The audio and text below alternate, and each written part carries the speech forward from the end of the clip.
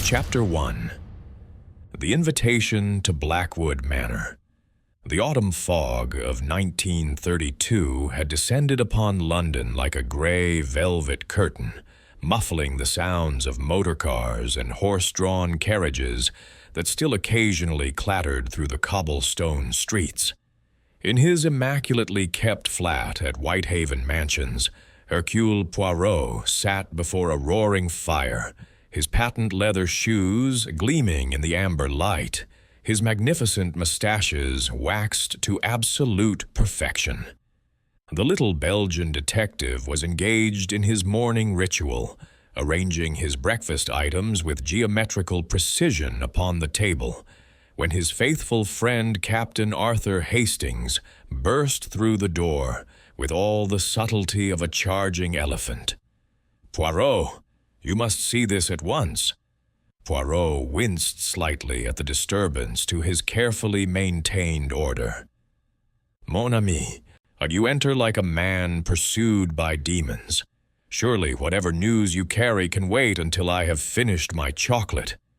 Hastings thrust a cream-colored envelope into Poirot's hands. The paper was thick and expensive, bearing an elaborate wax seal depicting a raven perched upon a twisted tree. The handwriting was elegant, but carried an unmistakable tremor. "It arrived not 10 minutes ago by special messenger," Hastings explained, catching his breath. "The fellow looked absolutely terrified, Poirot. Wouldn't say a word, just handed it over and practically ran." Poirot examined the envelope with those shrewd green eyes that missed nothing. He noted the quality of the paper, the slight smudge of ink upon the corner, the faint scent of something chemical beneath the perfume. With delicate precision, he broke the seal and extracted the letter within.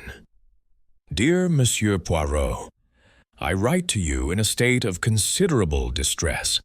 I am Professor Edmund Blackwood of Blackwood Manor, Yorkshire, and I fear that my life is in grave danger. For 30 years, I have dedicated myself to the study of chemistry and the advancement of scientific knowledge. I have made discoveries that some would call revolutionary, others would call dangerous. Now I believe someone within my own household intends to murder me, and soon. This Saturday evening, I am hosting a gathering to announce my greatest achievement. 7 guests will attend, and I am certain that among them lurks my would-be killer. I cannot go to the police. The evidence I possess is too subtle for their understanding. Only a mind such as yours, Monsieur Poirot, I can perceive the threads of this deadly web. I beg you to attend as my guest of honor. Time is short, and I fear that if you do not come, my announcement will become my epitaph." With desperate hope, Professor Edmund Blackwood Poirot read the letter twice, his egg-shaped head tilting slightly as he considered each phrase. Hastings, unable to contain his curiosity, leaned over his friend's shoulder. "Good heavens, a murder plot. What do you make of it, Poirot?" "I make of it several things, Hastings." Poirot set down the letter and steepled his fingers beneath his chin. "First, our professor is a man of science. He writes with precision and logic, yet beneath his words there is genuine terror. Second, he knows more than he reveals. He speaks of subtle evidence that the police cannot understand. Oh, this intrigues Poirot greatly. And third, mon ami, is the matter of the ink." Poirot lifted the letter to the light. "You see here, in the corner, a small smudge, perhaps accidental. But Poirot does not believe in accidents. This ink contains traces of a chemical compound, something our professor has been working with recently. He writes this letter in his laboratory, not his study. Why? Because he fears being observed." Hastings shook his head in amazement. "Remarkable! So we're going to Yorkshire? Poirot rose from his chair, adjusting his waistcoat with meticulous care. We are indeed going to Yorkshire, Hastings. Pack warmly. The moors are unforgiving in autumn, and I suspect the atmosphere at Blackwood Manor will be colder still. As Poirot began preparations for the journey, but he could not shake a peculiar sensation, the feeling that this case would test even his formidable gray cells. Professor Blackwood had spoken of science and suspicion, of discovery and danger. What awaited them in that ancient manor, surrounded by the wild Yorkshire moors, would prove to be one of the most intricate puzzles Hercule Poirot had ever encountered, and somewhere in the shadows of Blackwood Manor, a killer was already preparing. What if science could conquer death itself? What if the woman you loved could be brought back from the grave? In 1932, on the wind-swept moors of Yorkshire, Professor Edmund Blackwood has spent 23 years pursuing the impossible, a formula to resurrect the dead.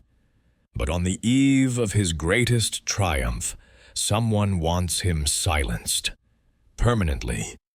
A locked laboratory, a stolen secret, 7 suspects with deadly motives, and floating in a glass chamber, a woman caught between life and death for over 2 decades. Hercule Poirot must untangle a web of jealousy, betrayal, and obsession before the killer strikes again. But here's my question for you. If you could bring back someone you lost, would you? Even knowing the price? Drop your answer in the comments below. And if you love classic murder mysteries with shocking twists, hit that subscribe button and ring the bell, because this story will keep you guessing until the very last moment. Now, let the mystery begin. Chapter 1. The Invitation to Blackwood Manor. The autumn fog of 1932 had descended upon London like a gray velvet curtain, muffling the sounds of motor cars and horse-drawn carriages that still occasionally clattered through the cobblestone streets. In his immaculately kept flat at Whitehaven Mansions, Hercule Poirot sat before a roaring fire, his patent leather shoes gleaming in the amber light, his magnificent mustaches waxed to absolute perfection.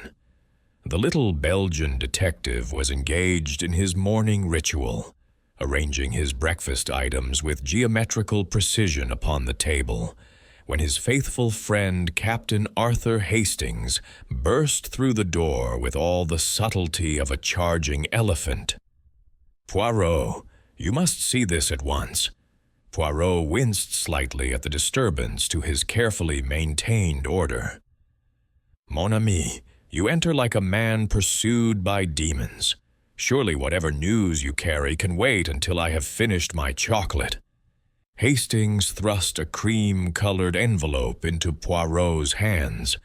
The paper was thick and expensive, bearing an elaborate wax seal depicting a raven perched upon a twisted tree.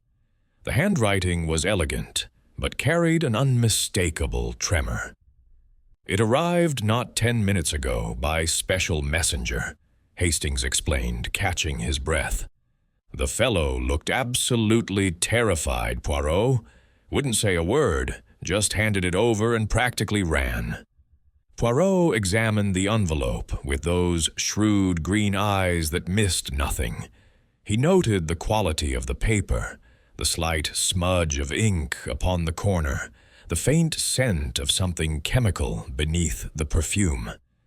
With delicate precision, he broke the seal and extracted the letter within. "Dear Monsieur Poirot, I write to you in a state of considerable distress. I am Professor Edmund Blackwood of Blackwood Manor, Yorkshire, and I fear that my life is in grave danger. For 30 years, I have dedicated myself to the study of chemistry and the advancement of scientific knowledge. I have made discoveries that some would call revolutionary, others would call dangerous.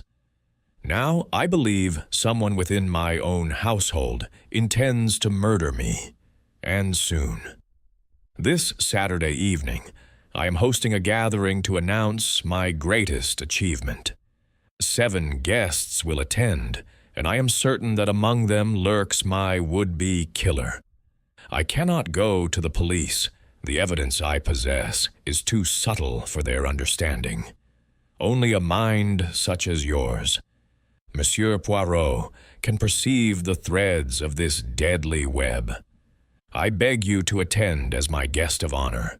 Time is short, and I fear that if you do not come, my announcement will become my epitaph. With desperate hope, Professor Edmund Blackwood Poirot read the letter twice, his egg-shaped head tilting slightly as he considered each phrase. Hastings, unable to contain his curiosity, leaned over his friend's shoulder.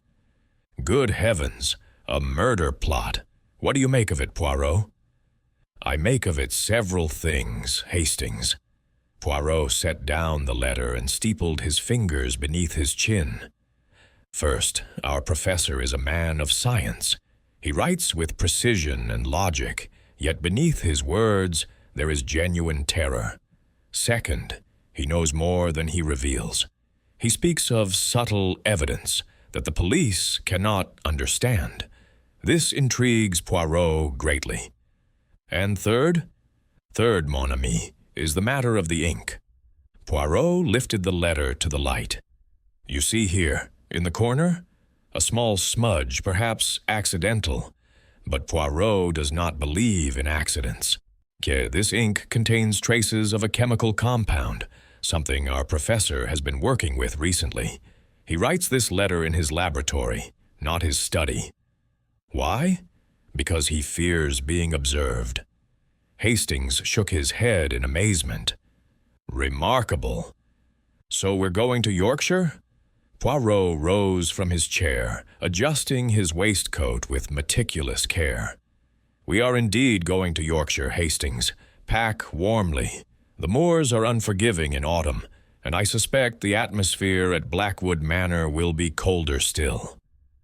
As Poirot began preparations for the journey, he could not shake a peculiar sensation, the feeling that this case would test even his formidable gray cells.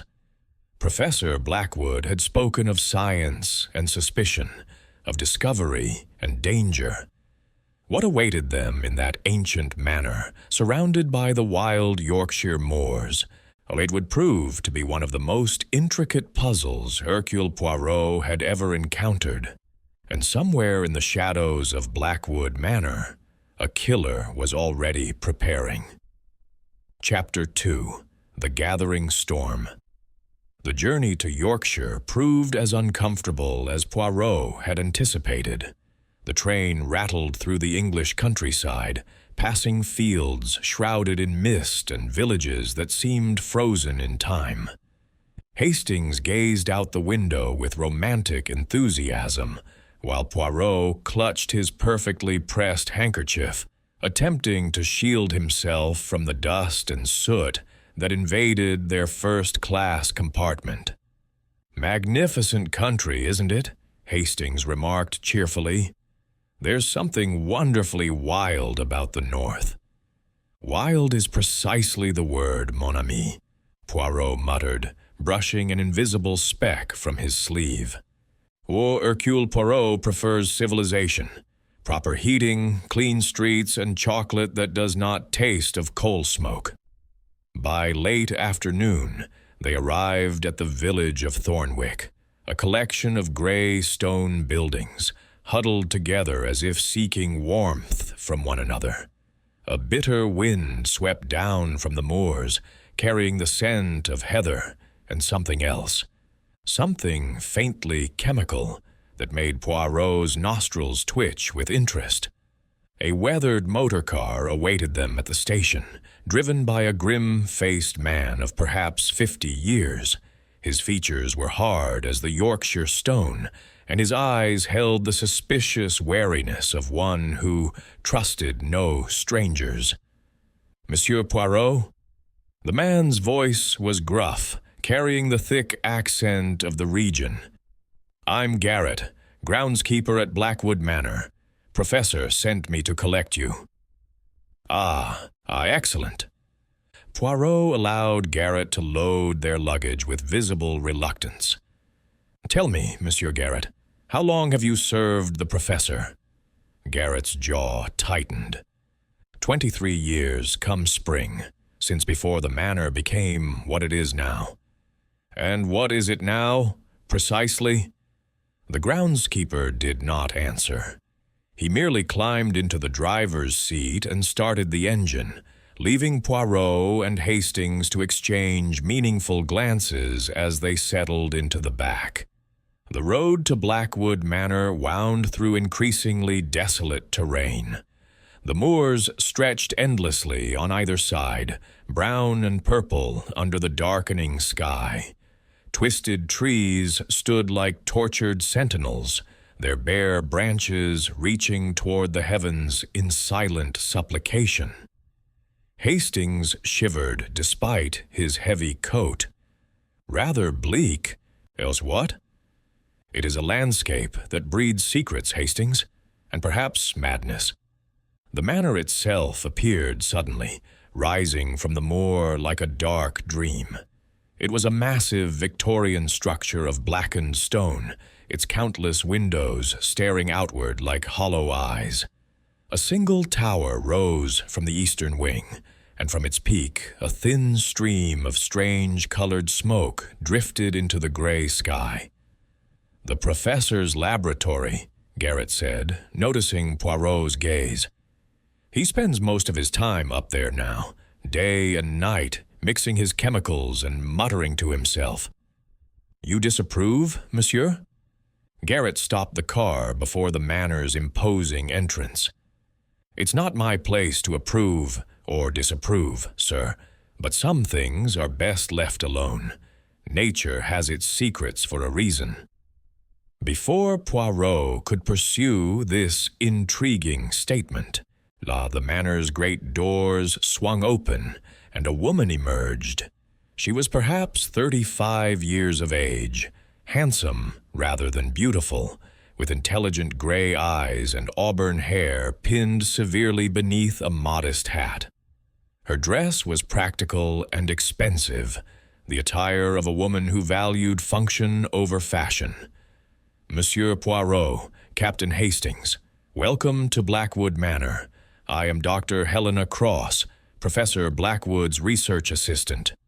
Poirot noted the title with interest. "A doctor of medicine, mademoiselle?" "Of chemistry, actually." A slight smile crossed her serious features. "I studied at Cambridge, unofficially, of course, since they do not grant degrees to women, but Professor Blackwood recognized my abilities where others would not." "You are devoted to him, then?" Something flickered in those gray eyes, something quickly suppressed. "I am devoted to science, Monsieur Poirot. The professor has given me opportunities I could find nowhere else. For that, I am grateful." She led them into the manor's grand foyer, where a fire blazed in an enormous hearth, casting dancing shadows upon walls lined with portraits of stern-faced ancestors. The Blackwood lineage stared down at the visitors with expressions of aristocratic disapproval. "The other guests have already arrived," Dr. Cross explained, guiding them toward a sitting room. "The professor will join everyone for dinner at 8. He asked that I make you comfortable until then." The sitting room was occupied by 5 individuals, each radiating a distinct atmosphere of tension. Poirot's keen eyes absorbed every detail in a single sweeping glance. A portly gentleman of 60 years stood by the window, whiskey in hand, his expensive suit straining against his considerable girth. His face bore the florid complexion of one who enjoyed life's pleasures to excess. Beside the fireplace, a younger man of perhaps 30 paced restlessly, He was handsome in a dissolute way, with dark circles beneath his eyes and fingers that trembled slightly, signs that Poirot recognized immediately. On the settee sat two women, one elderly and draped in black silk and pearls, the other young and strikingly beautiful, with golden hair and wide blue eyes that seemed perpetually startled. Finally, in the corner, nearly hidden in shadow, sat a thin man with spectacles and the pallid complexion of one who rarely saw sunlight. He clutched a leather notebook and watched the room's occupants with the intensity of a hawk observing mice. Dr. Cross made the introductions. Allow me to present Sir Reginald Ashworth, the professor's patron and investor. The portly gentleman raised his glass in acknowledgement. Mr. Victor Blackwood, the professor's nephew. The young man ceased his pacing long enough to nod curtly. Mrs. Cordelia Whitmore, the professor's sister, and her daughter, Miss Evelyn Whitmore. The elderly woman inclined her head regally, while the young beauty offered a nervous smile. And Dr. Marcus Webb, representing the Royal Scientific Society. The thin man in the corner merely blinked behind his spectacles. 7 guests, Poirot counted silently. 7 souls gathered in this remote manor, and among them lurked a potential murderer. As lightning flickered beyond the windows and thunder rolled across the moors, Poirot felt the familiar stirring of his gray cells, while the game had begun. Chapter 3. The professor's secret dinner was served at precisely 8 o'clock in a cavernous dining room that seemed designed to intimidate rather than welcome. Portraits of deceased Blackwoods lined the walls, their painted eyes following the living with silent judgment. A magnificent chandelier hung overhead, its countless crystals catching the candlelight and scattering it across the polished mahogany table like fallen stars. Poirot had taken particular care with his appearance, his evening clothes immaculate, his mustaches waxed to magnificent points. He observed his fellow guests with the patience of a spider watching flies approach its web. Professor Edmund Blackwood made his entrance last, a theatrical choice that Poirot noted with interest. The scientist was a tall man in his early 60s, with a shock of white hair that stood wildly about his head and piercing blue eyes that burned with an almost feverish intensity. His dinner jacket hung loosely upon a frame that had clearly lost considerable weight recently. Dark circles shadowed his eyes, and his hands, long-fingered and elegant, trembled slightly as he took his place at the head of the table. "My dear friends," the professor began, his voice surprisingly strong despite his haggard appearance, "I cannot express how much your presence means to me. Tomorrow evening, I shall reveal to you the culmination of 30 years' work. Tonight, let us simply enjoy one another's company." Sir Reginald Ashworth raised his wine glass with a hearty laugh that seemed forced. "Come now, Edmund, you cannot tease us so. At least give us a hint of this miraculous discovery." "Patience. Reginald." The professor's smile did not reach his eyes. "Tomorrow, all shall be revealed. I promise you, it will change everything you believe about the nature of life itself." A heavy silence fell upon the room. Poirot watched the reactions carefully. Dr. Helena Cross stared at her plate, her expression unreadable. Victor Blackwood gripped his wine glass so tightly his knuckles whitened. Mrs. Cordelia Whitmore exchanged a significant glance with her daughter, while Dr. Marcus Webb scribbled furiously in his ever-present notebook. Life itself? Young Evelyn Whitmore spoke for the first time, her voice soft and tremulous. "Uncle Edmund, That sounds rather frightening. Science is never frightening, my dear niece. The professor's gaze softened momentarily. It is merely the pursuit of truth. What frightens people is the change that truth demands. Hastings leaned toward Poirot and whispered, "I say, the old fellow seems rather intense, doesn't he? He is a man consumed by his work, Hastings. Such men often lose perspective on other matters that may prove dangerous to their health." The dinner continued in an atmosphere of barely concealed tension. The food was excellent. Yorkshire lamb, roasted vegetables, and a remarkable trifle, but few of the guests seemed to have any appetite. Conversations were stilted, punctuated by long silences and nervous glances. Poirot used the opportunity to engage each guest in seemingly innocent conversation, his gray cells cataloging every response, every hesitation, every flicker of emotion. Sir Reginald spoke expansively of his investments in the professor's research. Thousands of pounds over the years, but Edmund assures me the returns will be extraordinary. Revolutionary medicines, he says. The pharmaceutical companies will pay fortunes. And if the research should fail, monsieur? Sir Reginald's jovial expression hardened momentarily. It had better not fail, Monsieur Poirot. I am not a man who tolerates failure. Victor Blackwood, when cornered, proved sullen and evasive.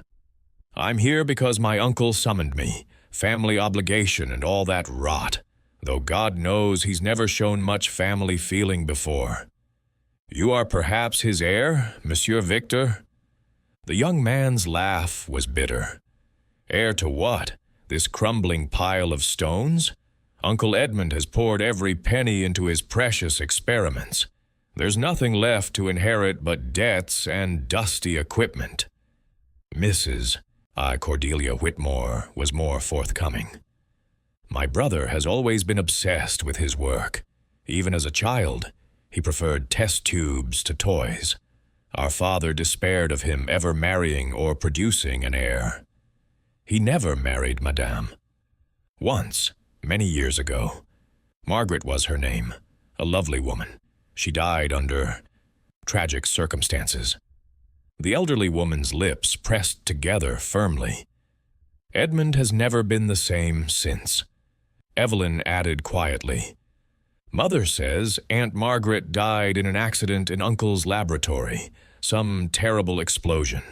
He blamed himself terribly. This information intrigued Poirot greatly. A dead wife, a laboratory accident, 30 years of obsessive research.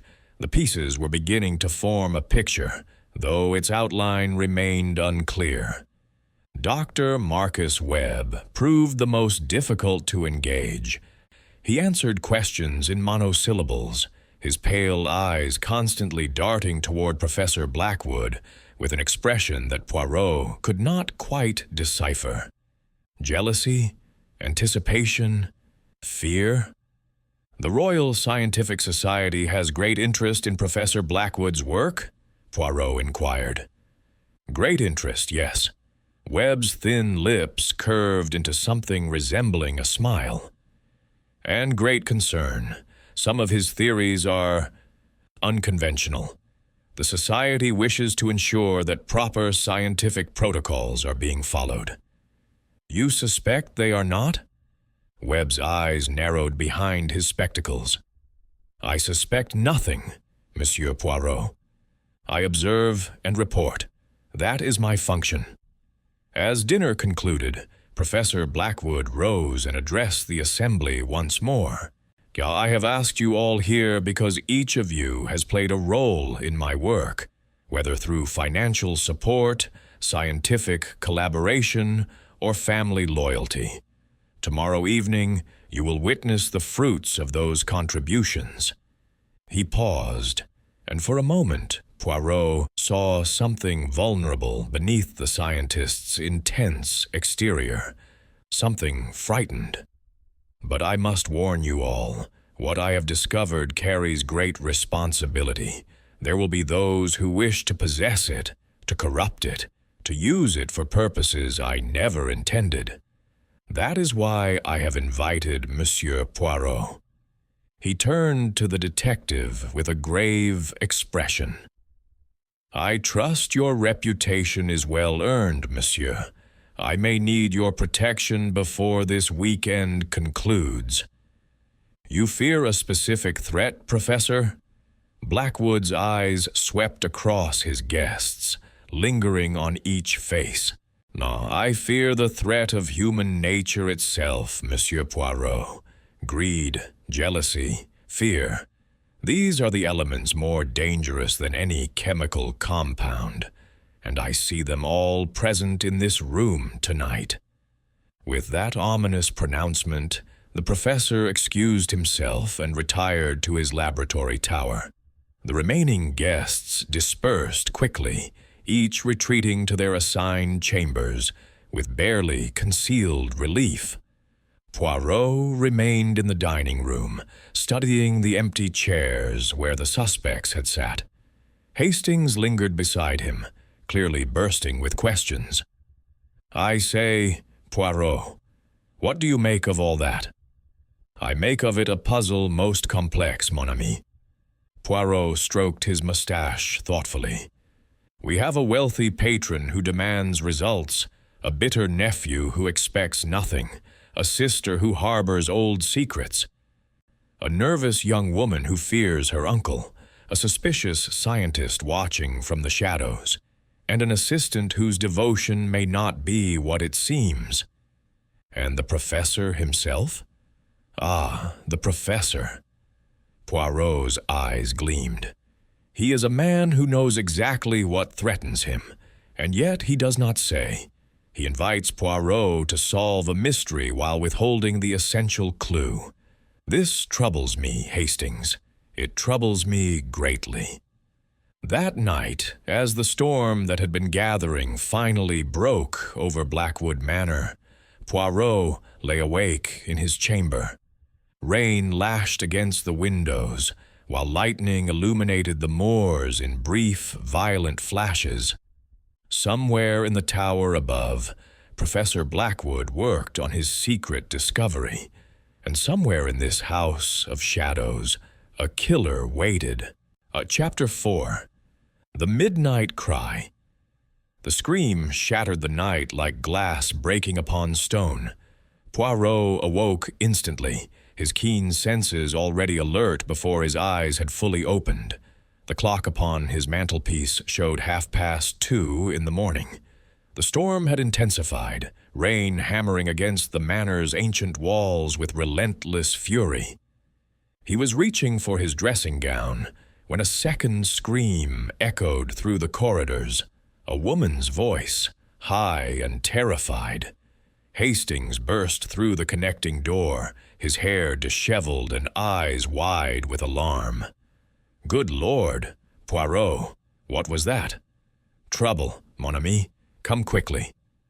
They found the source of the commotion in the east corridor, where Miss Evelyn Whitmore stood trembling in her nightdress, pointing toward an open door at the far end. Candlelight flickered from within, casting grotesque shadows upon the walls. "I heard something," she gasped, clutching her mother's arm. Mrs. Cordelia Whitmore had appeared behind her daughter, wrapped in a heavy silk robe, her aged face pale with shock.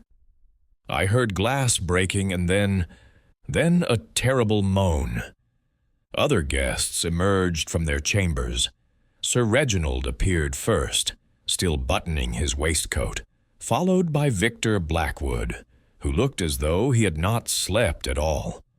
Dr. Marcus Webb crept from the shadows, notebook already in hand. Dr. Helena Cross was the last to arrive, fully dressed despite the hour, a detail that Poirot filed away carefully. "That is Professor Blackwood's private study," Dr. Cross explained, her voice steady but strained. "He sometimes works there when the tower becomes too cold." Poirot approached the open door with careful steps, his eyes scanning every detail. The study was a small room lined with bookshelves, dominated by a heavy oak desk covered in papers and scientific instruments. A single candelabra provided illumination, its flames dancing wildly in the draught from a shattered window. Glass lay scattered across the Persian carpet, glittering like fallen diamonds in the candlelight. But it was not the broken window that commanded attention. Professor Edmund Blackwood lay sprawled across his desk, his white hair stained crimson with blood.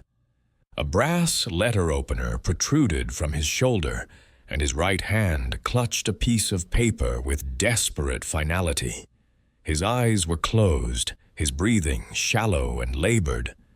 "He's alive," Hastings exclaimed, rushing forward. "Do not touch anything," Poirot commanded sharply. "Dr. Cross, your medical knowledge, if you please. Captain Hastings, prevent anyone from entering this room." Helena Cross moved swiftly to the professor's side, her trained hands examining the wound with professional efficiency. "The blade missed the vital arteries. He's lost blood, but he will survive if we act quickly. I need hot water, clean bandages, and my medical kit from the laboratory." Sir Reginald volunteered to fetch the supplies, his florid face now ashen with shock. Victor Blackwood stood frozen in the doorway, staring at his uncle with an expression that Poirot found difficult to interpret. Horror, certainly, but something else as well. Relief? Guilt? While Dr. Cross worked to stabilize the professor, Poirot examined the scene with meticulous attention. And the gray cells, they were working at full capacity now. The window had been broken from outside. Glass fragments lay predominantly upon the inner carpet, and rain had begun pooling upon the sill. Yet the window was on the second floor, at least 20 feet above the ground. No ladder could reach it, and the stonework below was smooth, offering no handholds for climbing. Curious indeed. Upon the desk, Poirot discovered several items of interest. A leather-bound journal lay open, its pages covered in complex chemical formulae and cryptic notes.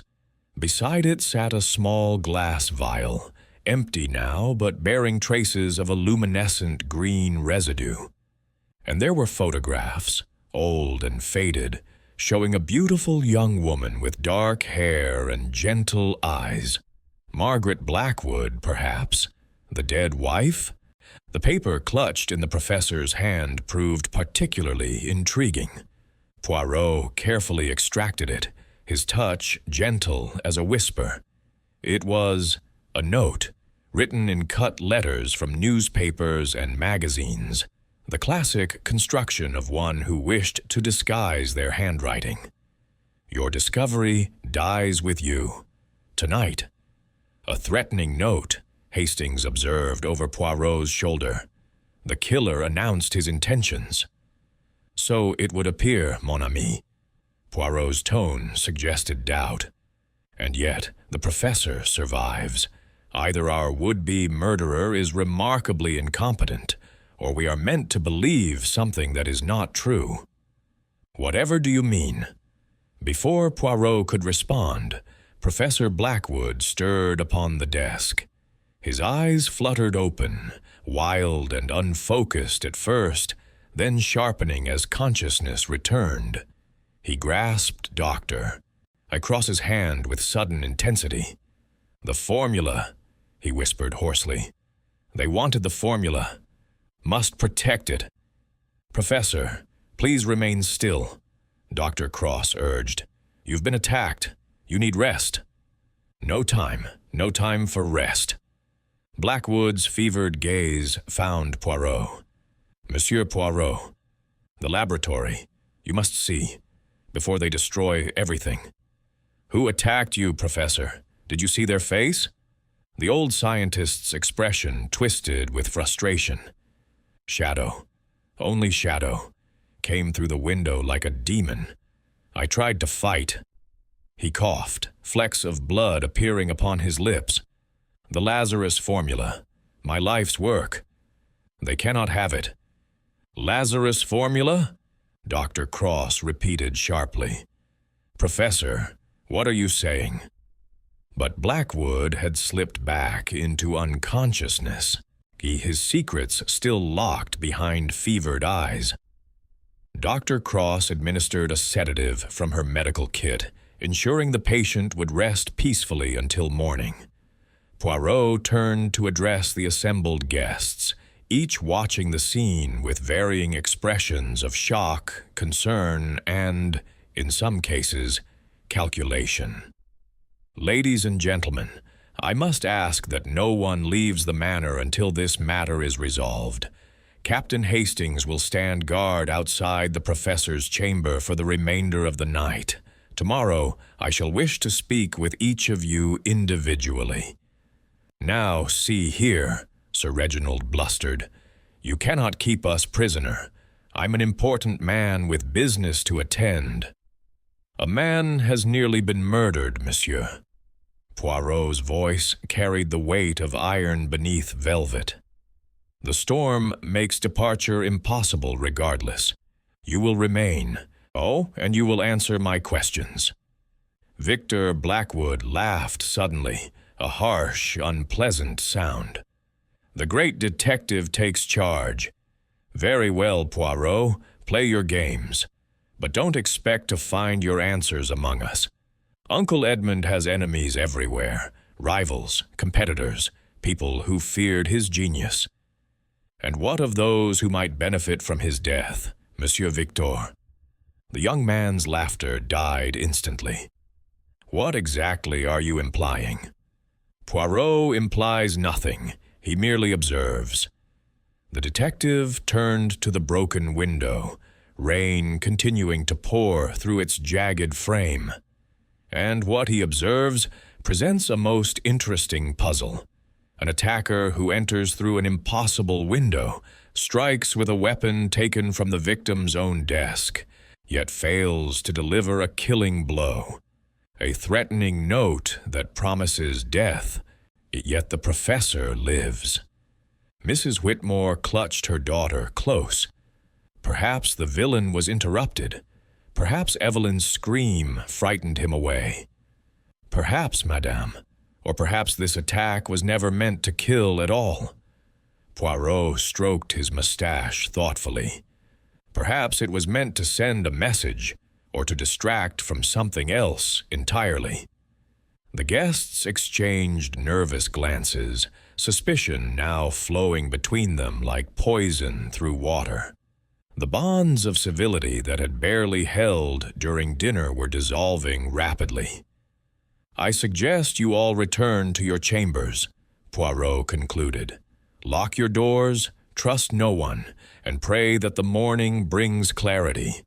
For someone in this house carries violence in their heart, and they may not remain satisfied with half measures. As the guests dispersed into the darkness, Poirot remained alone in the study, studying the broken glass and the blood upon the desk. The Lazarus formula. An interesting choice of name. Lazarus, who rose from the dead.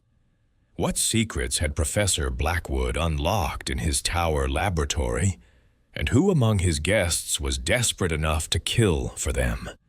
The storm raged on outside, but a different tempest was brewing within Blackwood Manor, one that promised more blood before its fury was spent. Chapter 5. The Laboratory of Secrets. Morning arrived gray and sullen, the storm having exhausted itself some time before dawn. Mist hung heavy upon the moors, transforming the landscape into a ghostly realm where shapes appeared and vanished like spirits wandering between worlds. The manor itself seemed to have aged overnight, its stones darker, its windows more hollow. Poirot had not slept. His gray cells refused to rest when a puzzle remained unsolved, and this puzzle had grown more complex with each passing hour. He had spent the remaining night hours examining the professor's study, cataloging every detail with obsessive precision. Now, as weak sunlight struggled through the clouds, he stood before the door to the laboratory tower with Dr. Helena Cross at his side. The woman appeared tired but composed, her professional demeanor firmly in place despite the night's terrible events. "The professor's condition?" Poirot inquired. "Stable. He woke briefly an hour ago, but remains too weak for questioning." Dr. Cross produced a heavy iron key from her pocket. "He insisted I bring you here.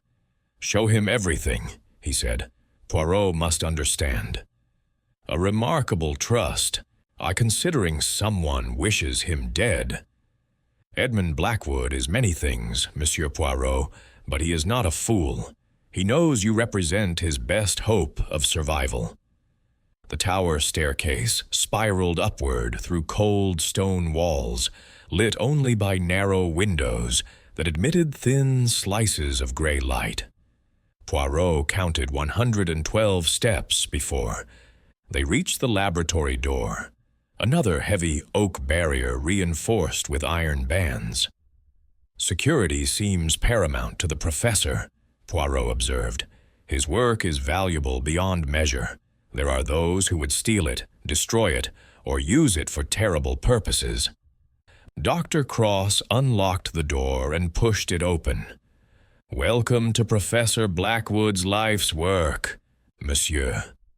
The laboratory took Poirot's breath away, and very little could accomplish such a feat.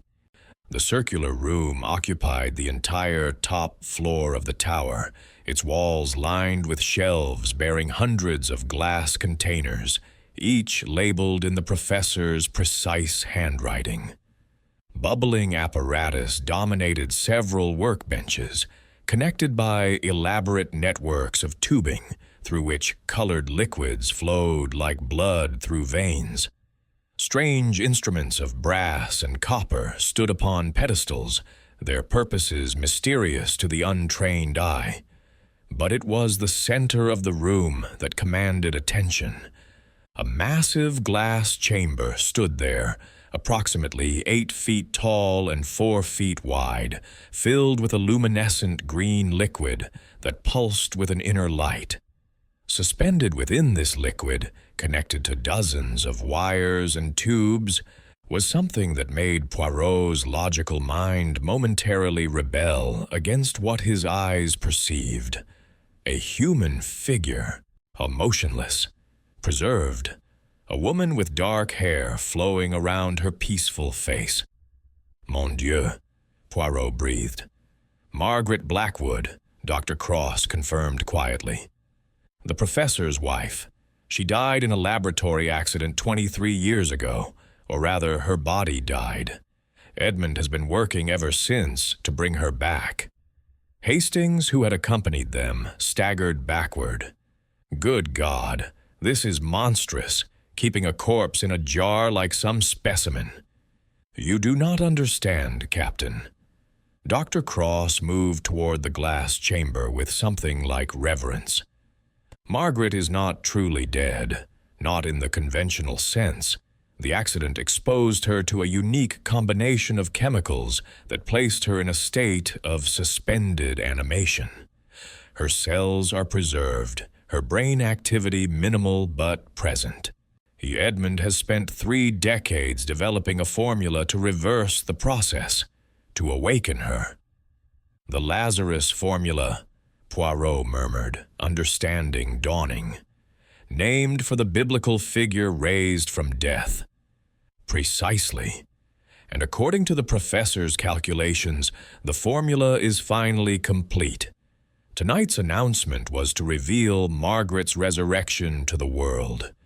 Proof that death itself could be conquered." Poirot circled the glass chamber slowly, his keen eyes examining every detail. The woman within, Margaret Blackwood, appeared remarkably well preserved. Her features held a strange beauty, caught between life and death, sleeping and waking. It was simultaneously fascinating and deeply unsettling. Who knows of this, mademoiselle? Very few. A Sir Reginald knows only that he has invested in revolutionary medical research. He believes the formula will be used to preserve organs for transplantation. Victor has never been permitted in the laboratory. Mrs. Whitmore suspects, but has never been told directly. Dr. Cross paused. Dr. Webb, however, has been corresponding with scientific circles. Rumors have spread. And yourself? What do you believe, mademoiselle? Helena Cross turned to face Poirot directly, and for the first time, he saw emotion break through her professional facade. I believe Edmund Blackwood is the greatest scientific mind of our generation. I believe the Lazarus formula could change humanity forever, eliminate the fear of death, allow the grieving to reclaim their loved ones. She hesitated. But I also believe that such power comes with terrible responsibility. There are those who would use it for evil, preserving tyrants, creating armies of the resurrected. Edmund's discovery could save the world or destroy it. And which outcome do you fear most, mademoiselle? The question hung unanswered as Hastings interrupted. Poirot, come look at this. The captain had wandered to a workbench near the window, where a peculiar arrangement of items caught his attention. Poirot joined him, examining the scene with renewed interest. A small safe stood open beneath the bench, its lock clearly forced.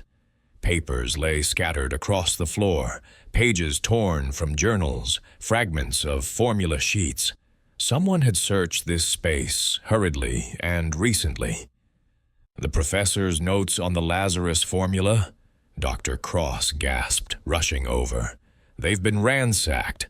Pages are missing. Which pages, mademoiselle? Or can you determine what has been taken? Helena Cross gathered the scattered papers with trembling hands, sorting through them with desperate speed. Her face paled as comprehension dawned. The final component, the activation sequence, the precise procedure for administering the formula. Everything else is here. The base compounds, the preservation techniques, the theoretical framework. But without the activation sequence, the formula is useless. Someone has stolen the key to resurrection itself. Poirot stroked his mustache thoughtfully. Then we must consider two possibilities. Either our thief intends to use the formula for their own purposes, or they intend to ensure it can never be used at all. But who? Hastings demanded. Who could have accessed the laboratory? An excellent question, mon ami. Poirot turned to Dr. Cross. How many keys exist to this tower? Only two. The professor carries one always. I carry the other. She touched the key at her waist. No one else has access. And yet the safe has been forced, the papers stolen. Poirot knelt beside the violated safe, examining the scratch marks around its lock. This was done with skill, not the work of a common thief, someone with knowledge of such mechanisms. His attention shifted to the window, which offered a commanding view of the moors below. From this height, the landscape seemed infinite, rolling toward a horizon lost in mist. It was a view of terrible beauty and total isolation. Tell me, mademoiselle, about the other guests. What connections do they have to the professor's work? Dr. Cross settled into a wooden chair, clearly exhausted. Oh, Sir Reginald has invested heavily and expects enormous returns. If the formula fails, or if it succeeds and is given freely to the world, he loses everything. Victor Blackwood is the sole heir. If Edmund dies before completing his work, Victor inherits the manor and all its contents, including the formula itself. Mrs. Whitmore has always resented her brother's obsession. She believes he should have let Margaret rest in peace, moved on with his life. She considers his work unnatural, perhaps even blasphemous. Evelyn is young and impressionable, devoted to her mother. She would do anything to protect Mrs. Whitmore's interests. And Dr. Webb represents the scientific establishment, which has repeatedly rejected Edmund's theories. Some would say he is here to ensure the formula never sees the light of day. And yourself, oh, mademoiselle? Poirot's voice was gentle but probing. What is your stake in all this? Helena Cross met his gaze without flinching. I have dedicated 7 years of my life to this work, Monsieur Poirot. I have sacrificed everything, marriage, children, a conventional life, for the chance to participate in something extraordinary. If the Lazarus formula succeeds, my name will live forever beside Edmund Blackwood's. And if it fails, a shadow crossed her features. Then I have sacrificed everything for nothing. Poirot nodded slowly, filing this information away with all the rest. Every guest had motive. Every guest had something to gain or lose from the professor's discovery. The web of suspicion spread in all directions, tangled and complex. One more question, mademoiselle. The attack last night, the broken window in the study.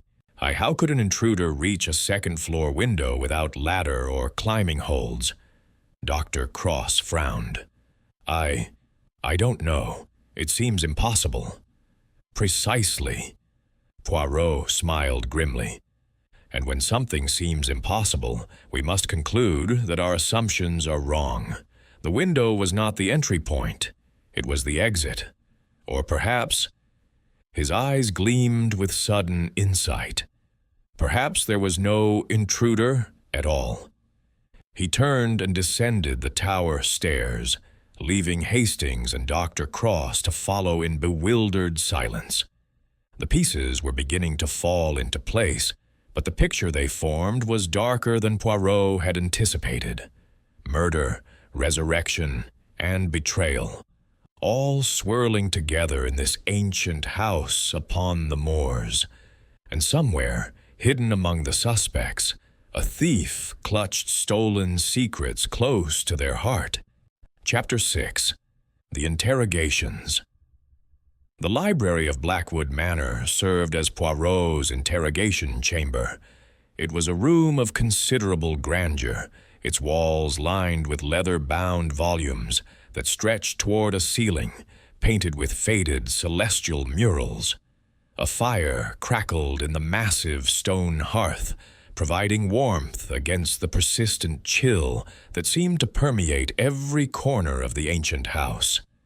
Poirot had arranged 2 chairs facing each other before the fire, one for himself, one for his subjects. Hastings stood near the door, notebook in hand, prepared to record every word exchanged. Outside, the mist continued to cling to the moors, imprisoning them all within this house of secrets. Sir Reginald Ashworth was summoned first. The portly investor entered with an air of barely concealed irritation, his florid face redder than usual. He lowered himself into the chair opposite Poirot with a grunt of displeasure. I must protest this treatment, Monsieur Poirot. I am a knight of the realm, a man of considerable standing. Being questioned like a common criminal is utterly intolerable. Murder is also intolerable, monsieur. Poirot's voice remained pleasant but firm. And attempted murder even more so, for the murderer remains at large among us. Sir Reginald shifted uncomfortably. I had nothing to do with that business. Edmund Blackwood is my investment. Why would I harm the goose that lays the golden eggs? An interesting question. Tell me, Sir Reginald, how much exactly have you invested in the professor's research? The knight's eyes flickered with something, fear, perhaps, or calculation.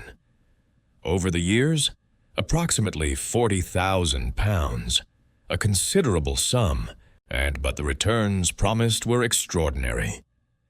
And if the professor were to die before completing his work, then I would lose everything, obviously, which is precisely why I would never harm him.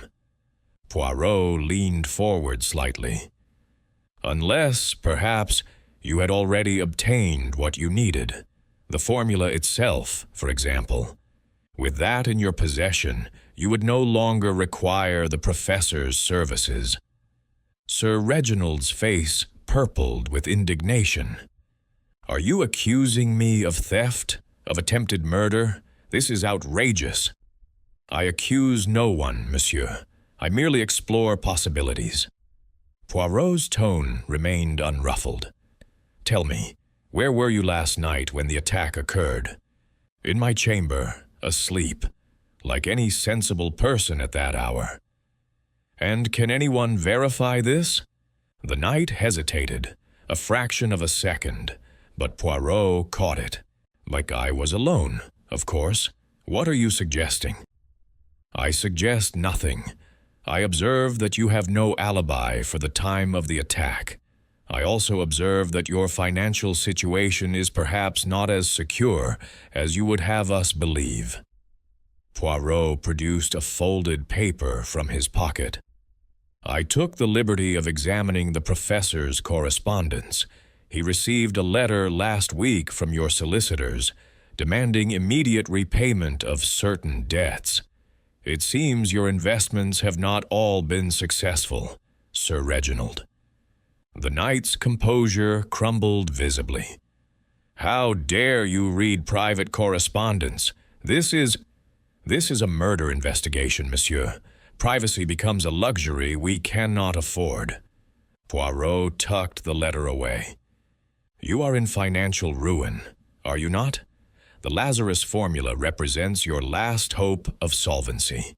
But if the professor intended to give his discovery freely to the world as a gift to humanity, rather than a commercial product, your investment would yield nothing. Sir Reginald slumped in his chair, suddenly looking older and more desperate. I didn't attack Edmund, I swear it. Yes, I need the money, need it desperately. But killing him would solve nothing.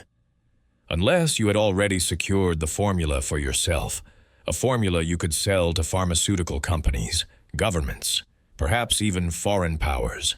The bidding would be astronomical. I don't have the formula. I wouldn't know what to do with it if I did. I'm a businessman, not a scientist. Sir Reginald mopped his brow with a silk handkerchief. Please, Monsieur Poirot, you must believe me. I am guilty of greed, perhaps, but not violence.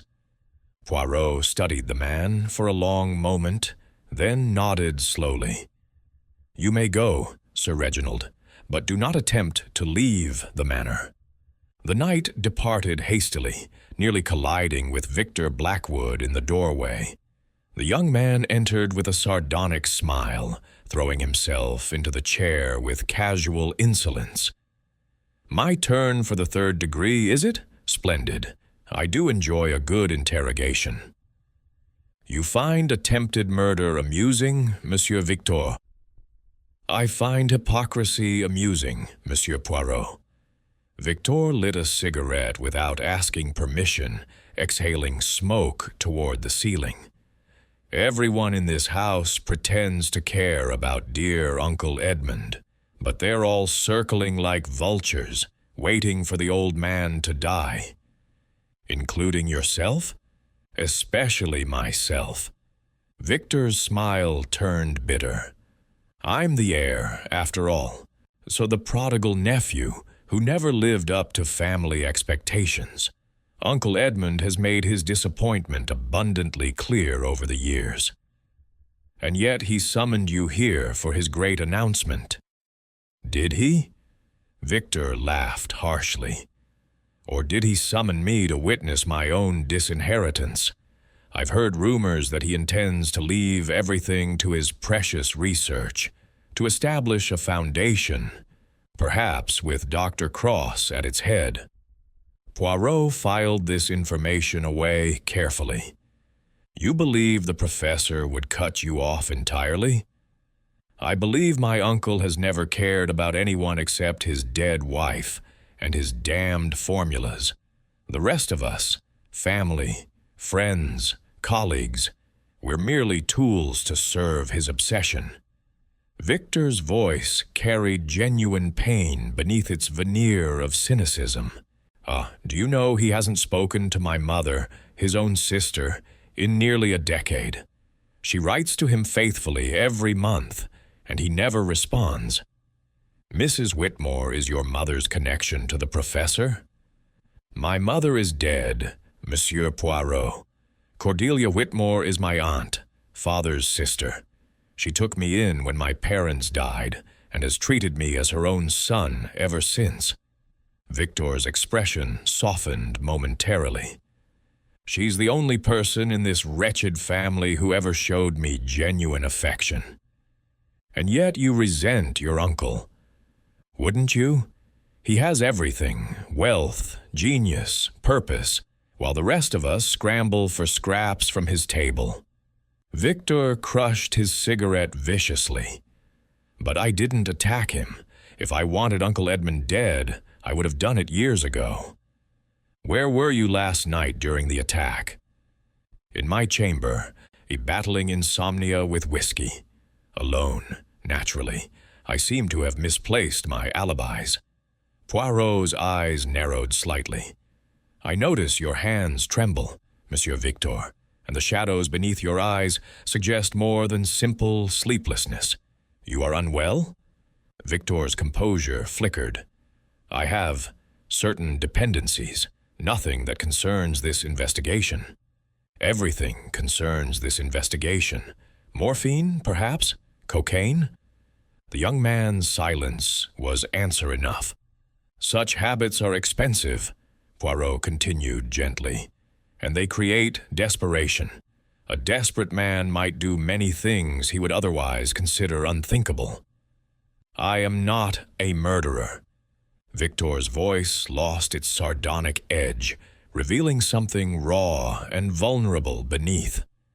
I am weak, dissolute, disappointing, all the things my uncle believes me to be. But I am not capable of violence. Even for money, for freedom from debt and dependency. Victor rose abruptly, his facade crumbling. I have nothing more to say. Question someone else. The vultures are many, Monsieur Poirot, and I am merely one among the flock. He departed without waiting for dismissal, leaving Poirot thoughtfully stroking his mustache. A troubled young man, Hastings observed from his position by the door. Indeed, mon ami, troubled, bitter, and deeply wounded. But is he a killer? Poirot shook his head slowly. The gray cells, they are not yet certain. Mrs. Cordelia Whitmore arrived next, leaning upon an elegant ebony cane. Despite her age, Poirot estimated she was approaching 70. Her eyes remained sharp and penetrating. She settled into the chair with aristocratic dignity. I understand you have been questioning my nephew, Monsieur Poirot. I hope you treated him fairly. Victor is fragile despite his bravado. You are protective of him, madame. He is the son I never had. Mrs. Whitmore's voice carried quiet conviction. His parents died when he was 12 years old. I raised him as my own, watched him struggle against his demons. Whatever his faults, his heart is good. And your brother, what is your opinion of Professor Blackwood? The elderly woman's expression hardened. Edmund is brilliant, but cursed. He has sacrificed everything, family, happiness, sanity, upon the altar of his obsession. His obsession with resurrecting his wife? Mrs. Whitmore did not seem surprised by Poirot's knowledge. You have seen the laboratory, then? That, or chamber where he keeps Margaret's body. Her lips pressed together with distaste. It is obscene, Monsieur Poirot. Unnatural. Margaret died 23 years ago. She should have been buried, mourned, and remembered with love. Instead, Edmund has kept her suspended between worlds, neither alive nor truly dead. You disapprove strongly. I believe there are boundaries that should not be crossed. Death is sacred. It is part of God's plan. Edmund seeks to overturn the natural order itself. Mrs. Whitmore's voice trembled with emotion. I loved Margaret like a sister. Seeing what Edmund has done to her, it haunts my dreams.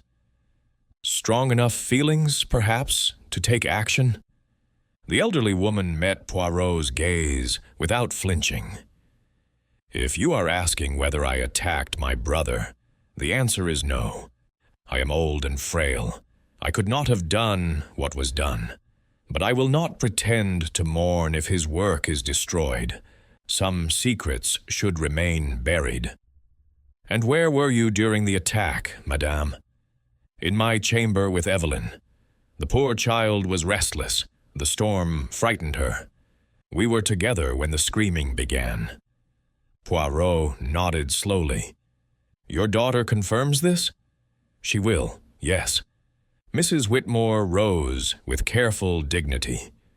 I have answered your questions, Monsieur Poirot. Now permit me to ask one of my own. If my brother survives, if his formula succeeds, what then? Will you stand by while he plays God with the forces of life and death? I am a detective, madame, not a theologian. I concern myself with crimes committed, not philosophical debates. Then you are a fool.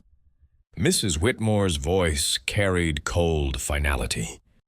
For sometimes the greatest crimes are those committed in the name of progress. She departed, leaving Poirot to contemplate her words in the flickering firelight. Hastings shifted uncomfortably. Rather intense, what? Do you think she's capable of arranging her brother's death? Perhaps not with her own hands, but there are other ways to accomplish such ends. Poirot steepled his fingers beneath his chin. Send in Miss Evelyn next, Hastings, and pay close attention to her words. The young are often more revealing than they intend. Chapter 7. Secrets and Shadows. Miss Evelyn Whitmore entered the library like a frightened bird approaching a trap. Her golden hair was pinned loosely, several strands escaping to frame a face that seemed even paler than the previous evening.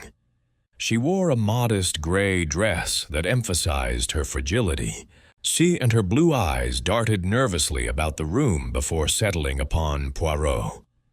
Please, mademoiselle, be seated. Poirot gestured toward the chair with exaggerated gentleness. There is nothing to fear. I merely wish to understand what happened last night. Evelyn perched upon the edge of the chair, her hands clasped tightly in her lap. I already told everyone what I saw, or rather, what I didn't see. I heard sounds, glass breaking, a terrible moan, and I screamed. That's all. You were awake at 2:30 in the morning. This is unusual. None? The young woman's cheeks flushed slightly. The storm kept me from sleeping, and I had other things on my mind. What things, mademoiselle? Evelyn hesitated, her fingers twisting together with increasing agitation. It's nothing relevant to your investigation, Monsieur Poirot. Personal matters only. In a murder investigation, all matters become relevant. Poirot's voice remained gentle but persistent. You may speak freely. Whatever you tell me shall remain confidential unless it pertains directly to the crime. The young woman's composure crumbled suddenly, tears welling in her wide eyes. "Oh, Monsieur Poirot, I am so frightened, not of the attack, but of everything else." Hastings stepped forward instinctively, offering his handkerchief with characteristic gallantry. Evelyn accepted it gratefully, dabbing at her eyes while struggling to regain control. "Forgive me. I am not usually so emotional, but being in this house, with all its secrets and shadows, it feels as though the walls themselves are watching, judging, waiting for something terrible to happen. What secrets trouble you, mademoiselle?" Evelyn glanced toward the closed door, lowering her voice to barely a whisper. "I found something, Monsieur Poirot, yesterday afternoon before dinner. I was exploring the manor. Mother had retired to rest and I was bored. I wandered into the west wing, where the old family rooms are kept." "And what did you discover?" "Letters, dozens of them, hidden in an old writing desk. Letters between my mother and Professor Blackwood, dating back many years." Evelyn's voice trembled. "They were not the correspondence of mere siblings, monsieur. They spoke of love, of passion, of a relationship that went beyond family bonds." Poirot's eyebrows rose slightly, the only indication of his surprise. "You are suggesting that Mrs. Whitmore and Professor Blackwood were lovers?" "Before his marriage to Margaret, yes. The letters make it quite clear." Evelyn wiped her eyes again. "My mother loved Edmund desperately, hopelessly, but he chose Margaret instead. A younger woman, beautiful and brilliant. Mother never forgave him." "This is most interesting, mademoiselle." Poirot leaned forward intently. "Does your mother know you discovered these letters?" "No, I could never tell her. The shame would destroy her." Evelyn's voice dropped even lower. "But don't you see what this means? Mother has harbored this resentment for decades. She hated Margaret for stealing Edmund's heart, and now, with Margaret potentially returning from the dead, your mother would lose him forever, all over again." "Exactly." Evelyn's tears flowed freely now. "I love my mother, Monsieur Poirot. She has been everything to me since father died. But I cannot ignore what I have learned. Could she have tried to stop the resurrection? To ensure Margaret never returns?" Poirot sat back in his chair, his gray cells processing this new information rapidly. The case had grown considerably more complex. Cordelia Whitmore's opposition to the Lazarus formula was not merely philosophical or religious, it was deeply personal. "Tell me, mademoiselle, your mother claimed you were together in her chamber when the attack occurred. Is this true?" Evelyn hesitated, a fraction of a second that spoke volumes. We were together, yes, most of the night."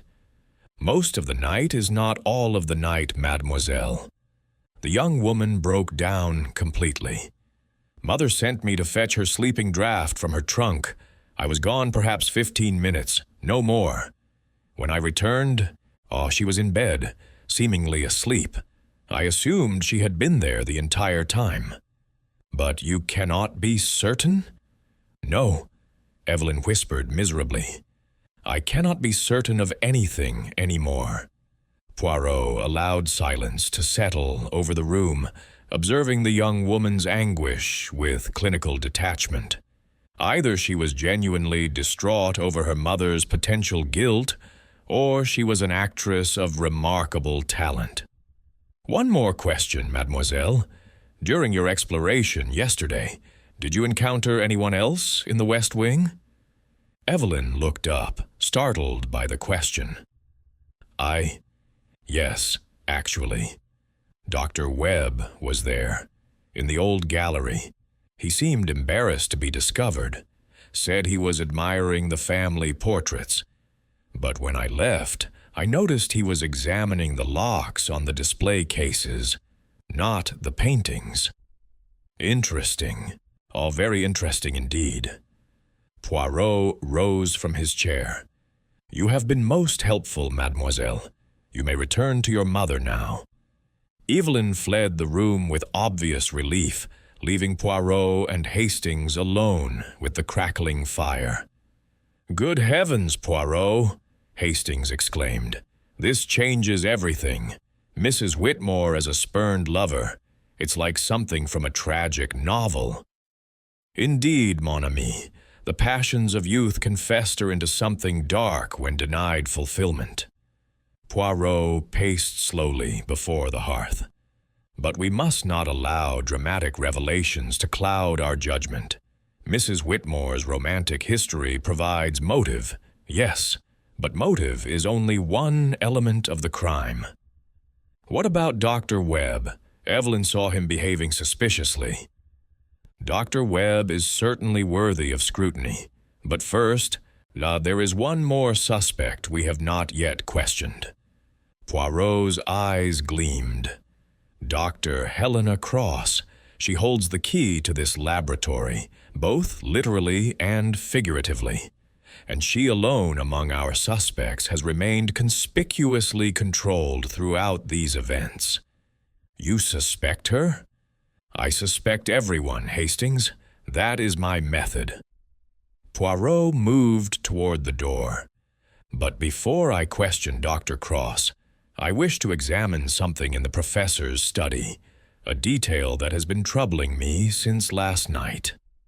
They found the study exactly as it had been left, the broken window now covered with boards, the blood-stained desk undisturbed. Poirot moved directly to the window frame, examining the shattered glass with intense concentration. "What are you looking for?" Hastings asked. "Evidence of impossibility, mon ami." Poirot extracted a small magnifying glass from his pocket, studying the jagged edges of glass that remained in the frame.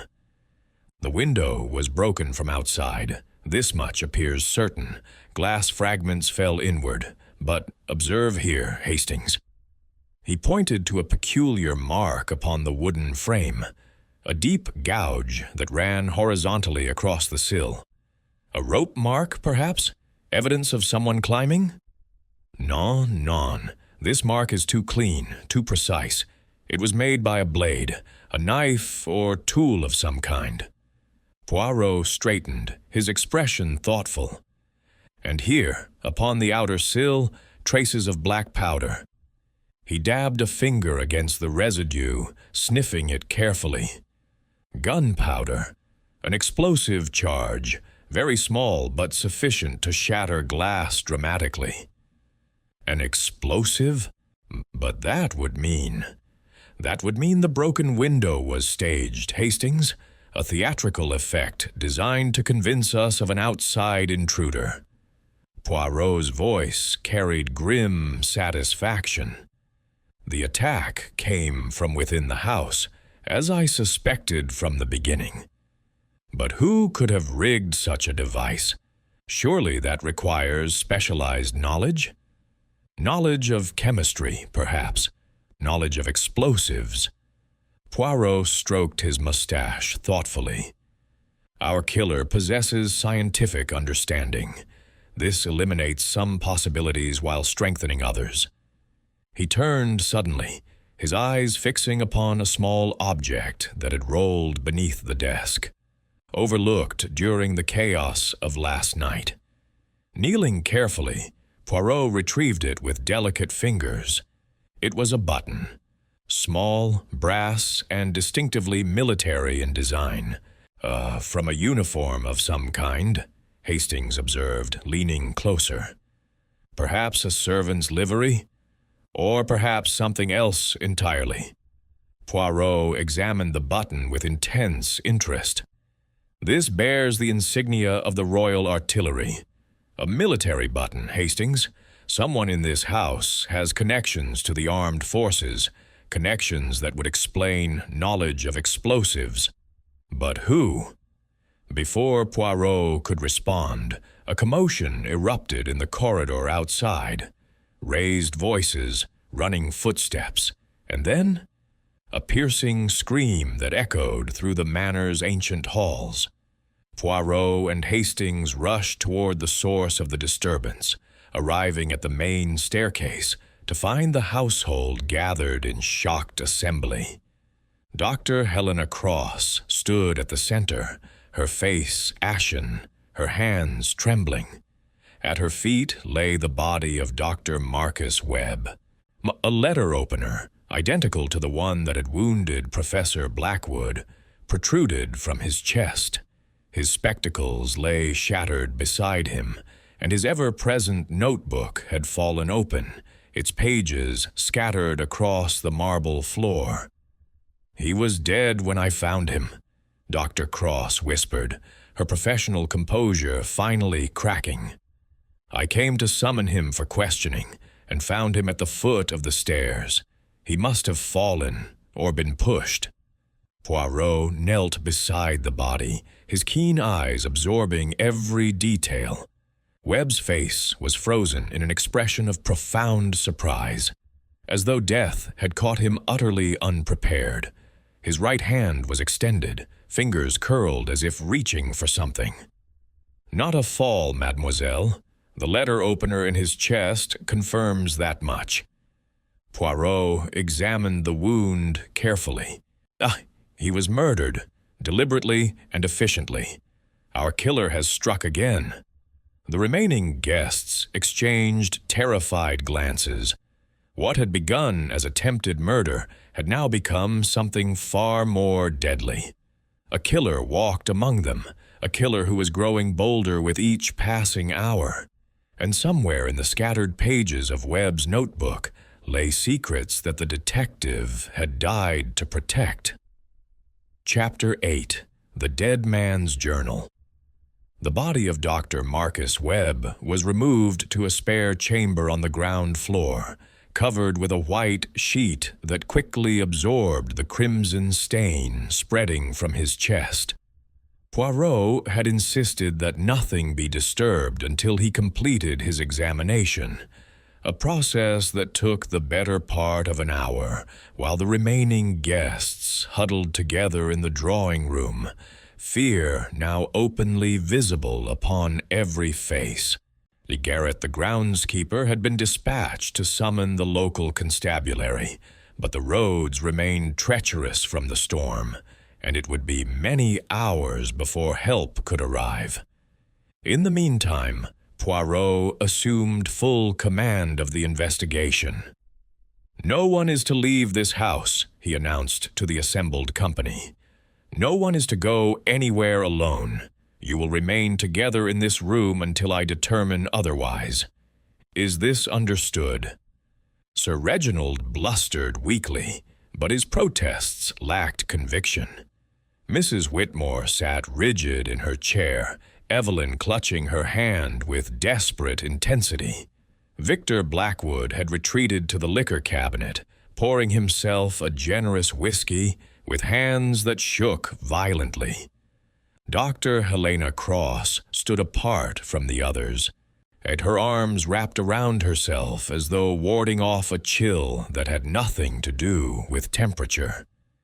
Hastings accompanied Poirot to the chamber where Webb's body had been placed, carrying the scattered pages of the dead man's notebook in careful hands.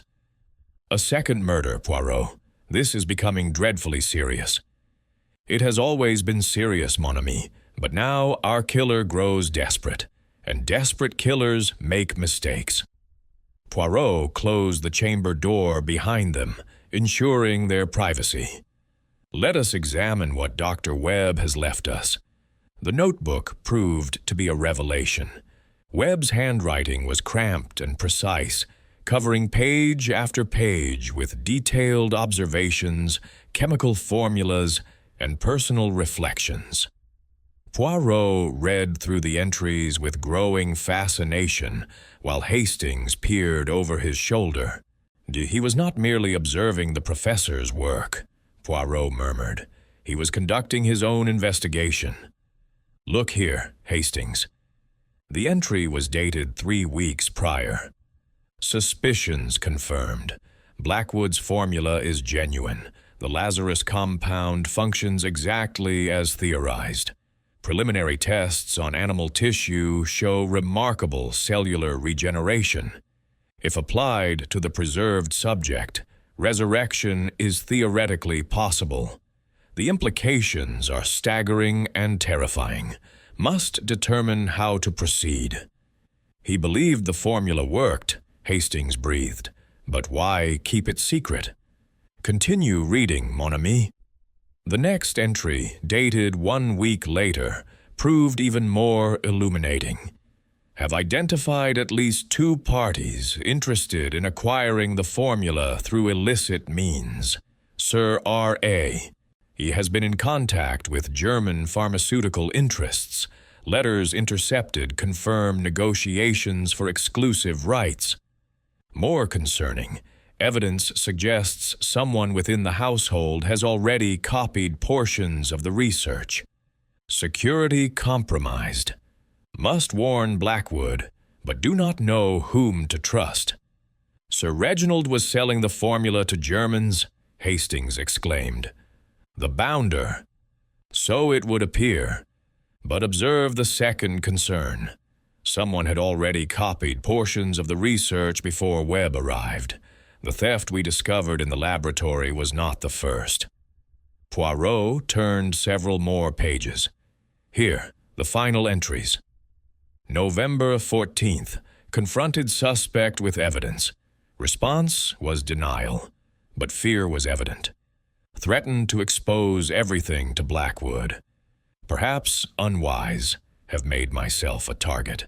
I must document everything in case of accident. November 15th. The gathering approaches. All players will be present. Must identify the primary conspirator before the announcement. Trust no one. Someone in this house is prepared to kill for the Lazarus formula. Perhaps someone already has. The death of Margaret Blackwood 23 years ago bears re-examination. Fire in laboratory may not have been accidental. Poirot set down the notebook, his expression grave. Dr. Webb suspected that Margaret Blackwood was murdered. Murdered? But the professor said it was an accident. The professor believes it was an accident, but consider, Hastings, Margaret was a young woman working alongside her husband in a dangerous laboratory. An explosion occurred, killing her instantly, while leaving Edmund unharmed. At the time, no one questioned the official explanation. Poirot's eyes gleamed with intensity. But Webb believed otherwise. He had uncovered evidence suggesting deliberate sabotage. Who would have wanted Margaret dead? That, mon ami, is the question that cost Dr. Webb his life. Poirot rose and moved to examine the body once more. He confronted his suspect, threatened exposure, and was silenced before he could reveal what he knew. Poirot examined Webb's clothing with meticulous care, checking pockets, examining seams, searching for any hidden clue the dead man might have left behind. In the inner pocket of Webb's waistcoat, he discovered a small envelope, sealed with plain wax. Insurance, perhaps, a written record of his suspicions, to be opened in the event of his death. The envelope contained a single sheet of paper, covered in Webb's cramped handwriting. If you are reading this, I am dead, and the person responsible walks free among the living. I have spent weeks investigating the Blackwood household, and I have reached conclusions that I dare not speak aloud. The murder of Margaret Blackwood was committed by someone she trusted absolutely, someone who gained access to her laboratory workspace and sabotaged her equipment. The motive was jealousy, romantic jealousy of the most passionate and destructive kind. The same person has systematically undermined Professor Blackwood's work for years, copying formulas, selling secrets, and preparing to steal the Lazarus compound for personal gain. They are cunning, patient, and utterly ruthless. I cannot name them directly, for I lack absolute proof, but I can provide this guidance. Look to the one who has waited longest. Look to the one who loved Edmund Blackwood before Margaret existed. Look to the one who pretends devotion while harboring hatred beneath the surface. The killer has been hiding in plain sight for 23 years. May God grant you the wisdom to see what I could not prove. Marcus Webb. Hastings gasped. Mrs. Whitmore. It must be Mrs. Whitmore, the spurned lover, just as Evelyn suspected. Perhaps. Poirot's voice remained cautious. But we must not leap to conclusions. Webb himself admits he lacked absolute proof, and there are others in this house who have waited long and hidden much. Who else could it be? Poirot did not answer immediately. He folded Webb's letter carefully and placed it in his pocket, his expression troubled. Lord, there is something else in this notebook that interests me, Hastings. A detail that seems minor, but may prove significant. He turned back through the pages until he found the entry he sought. November 10th. Examined military records at Thornwick Village. Confirmed suspicions regarding Garrett. Served in Royal Artillery during the Great War. Demolitions expert. Honorably discharged 1918. Questions. Why does a demolitions expert work as a groundskeeper? Who recruited him to this position? And does he know his skills have been used for murder? Garrett, the groundskeeper, Hastings exclaimed. He would know how to rig the explosive device that shattered the window. Indeed. And the button I discovered, Royal Artillery insignia, suggests his involvement. Poirot stroked his mustache thoughtfully. But Garrett is a servant, a tool. Someone else directs his actions, someone with authority over the household staff. Dr. Cross manages the household in the professor's absence. She does, but so does Mrs. Whitmore, who has stayed at the manor many times over the years. And Victor Blackwood grew up visiting this house. He would know the servants intimately. Poirot shook his head. We have pieces of the puzzle, Hastings, but the complete picture eludes me still. A knock upon the chamber door interrupted their deliberations. It was Dr. Helena Cross, her face drawn with exhaustion and fear. Monsieur Poirot, you must come at once. Professor Blackwood has regained consciousness. He is asking for you, says he must speak with you before it is too late. Too late for what, mademoiselle? Helena's voice dropped to a whisper. He says he knows who attacked him. He says he has known all along, but could not believe it until now. The attack opened his eyes, he claims. He sees the truth at last. Poirot and Hastings exchanged urgent glances.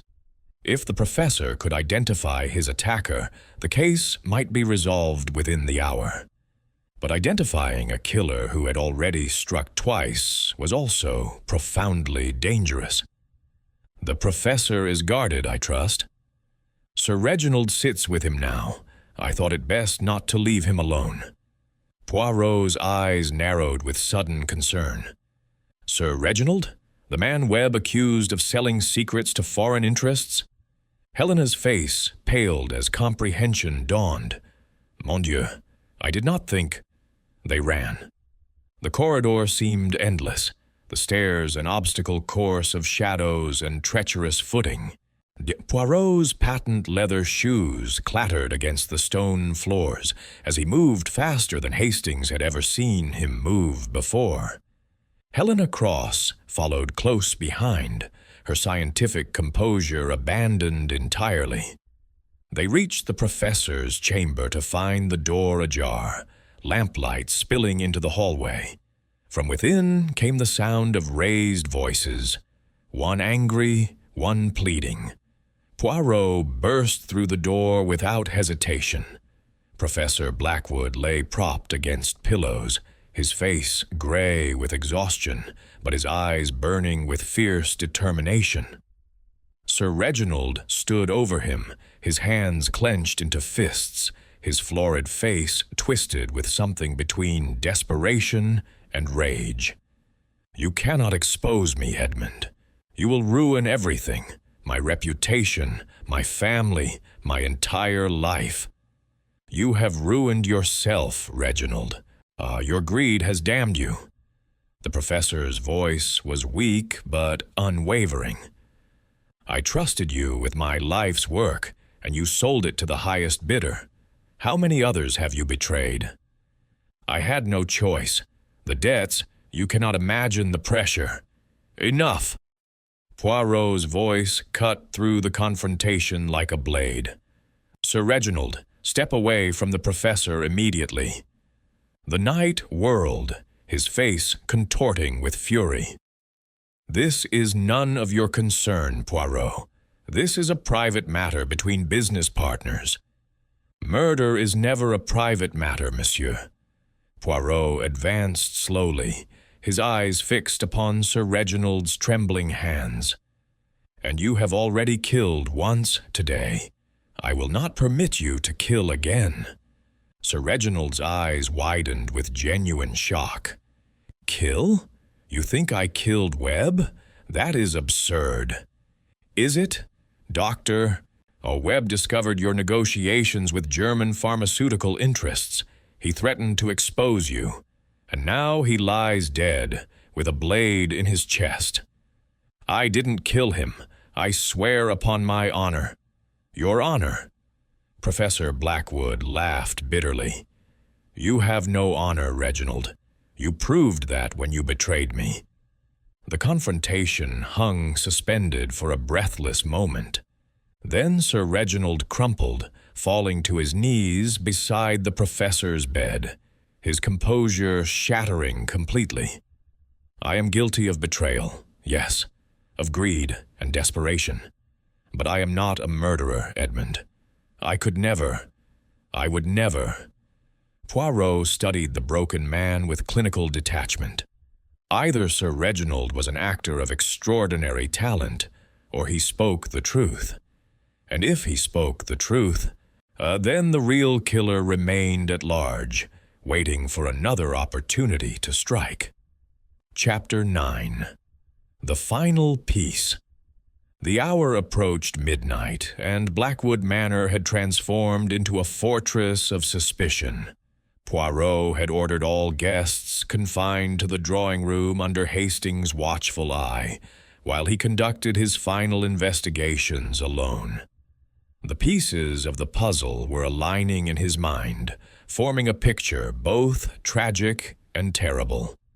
Sir Reginald had been secured in the wine cellar, not as a murderer, but as a confessed traitor whose testimony would be required when the constabulary finally arrived. His sobbing confessions had revealed the extent of his betrayal. Secret correspondence with German interests, copied formulas smuggled out through intermediaries, promises of exclusive rights to the Lazarus compound. But he had sworn repeatedly, with the desperate sincerity of a broken man, that he had not committed murder. Poirot believed him, which meant the killer still walked free among them. The detective stood alone in the laboratory tower, surrounded by bubbling apparatus and the eerie green glow of Margaret Blackwood's preservation chamber. The dead woman's peaceful face seemed to watch him through the glass, patient and eternal, waiting for the resurrection that might never come. "You are the key to everything, madame," Poirot murmured softly. "Your death 23 years ago set these events in motion, and someone has been waiting ever since, waiting for the moment when Edmund's obsession would make him vulnerable. He turned to examine the workbench where the safe had been forced, studying the scattered papers with fresh eyes. The thief had been selective, taking only the activation sequence, leaving everything else.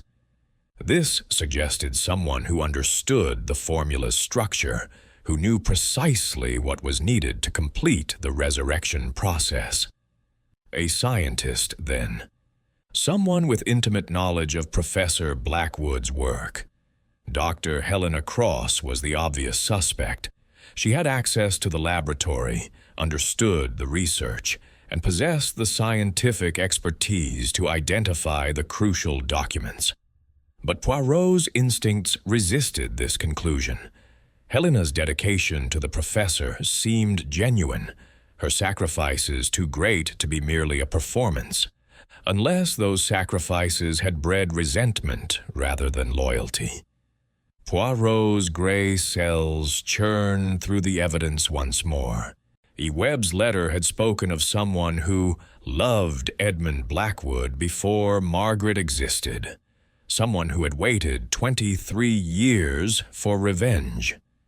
This pointed toward Mrs. Whitmore, whose romantic history with the professor had been revealed by Evelyn's discovery.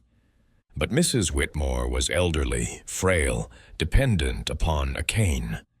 Could she have committed these crimes alone? No. She would have required assistance, a strong arm to wield the blade, an expert hand to rig the explosive device. Someone like Garrett, the groundskeeper with military demolitions training. The picture was becoming clearer. Poirot descended from the tower and made his way to the servants' quarters, a modest wing at the rear of the manor. The corridors here were narrow and poorly lit, the walls bare of the aristocratic portraits that adorned the main house.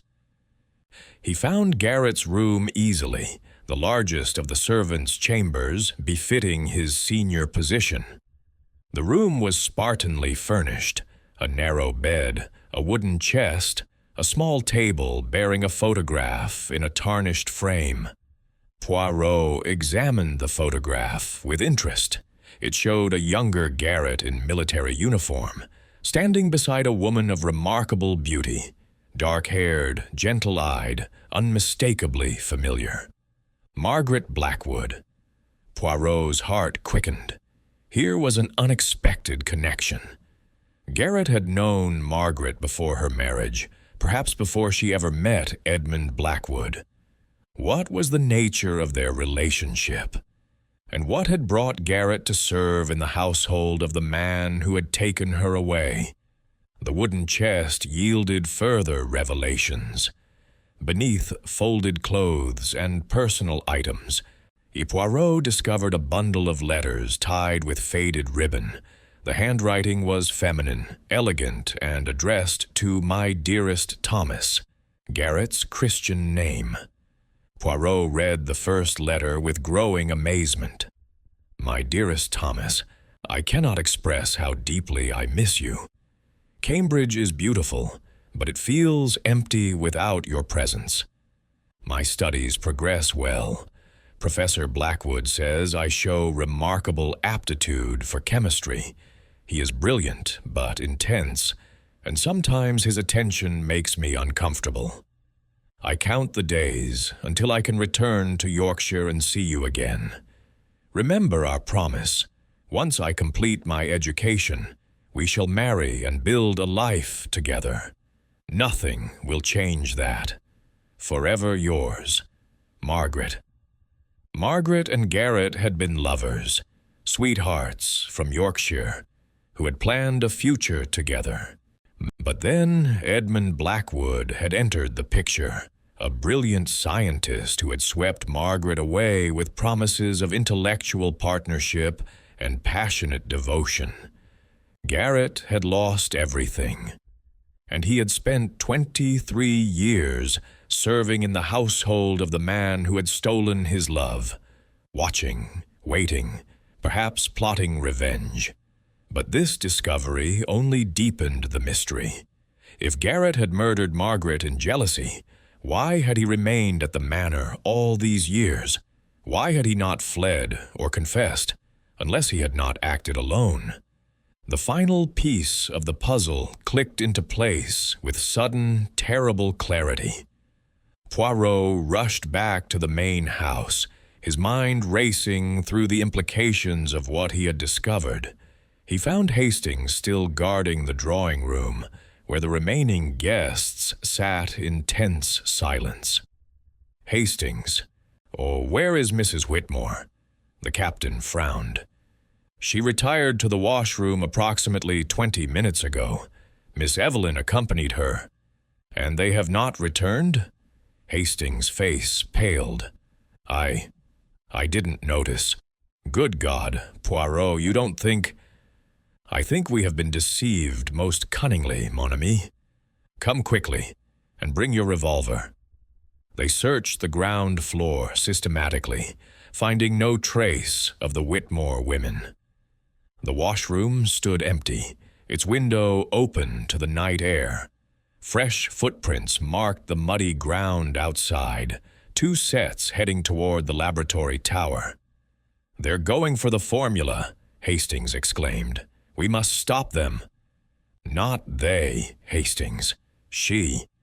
Poirot's voice carried grim certainty. "Evelyn is not an accomplice.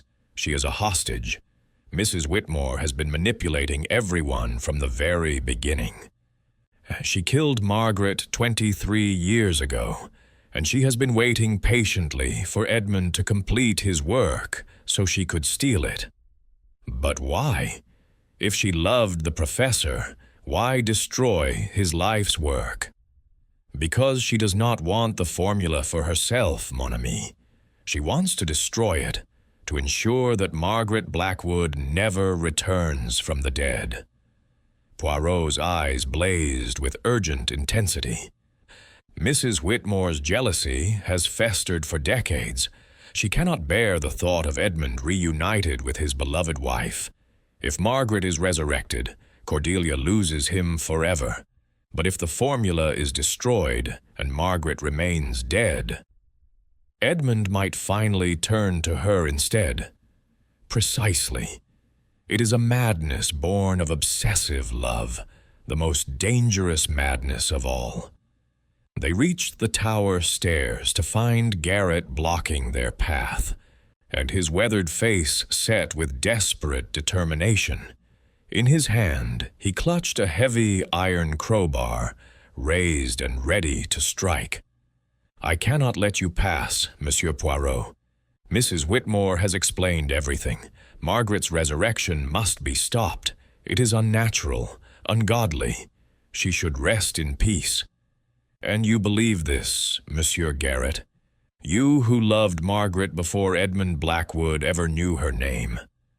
Poirot's voice softened with unexpected compassion. "I have read her letters. I know what she meant to you." Garrett's resolve wavered, pain flickering across his hardened features. "She was everything to me, and he took her away, filled her head with science and ambition until she forgot what we had together. But you did not kill her. That was Mrs. Whitmore's work, 23 years ago, when she sabotaged the laboratory equipment that caused Margaret's death." Poirot stepped closer, his voice gentle but insistent. "Mrs. Whitmore used your grief, your resentment, to make you her instrument. She promised you justice, but delivered only murder." The crowbar trembled in Garrett's hands.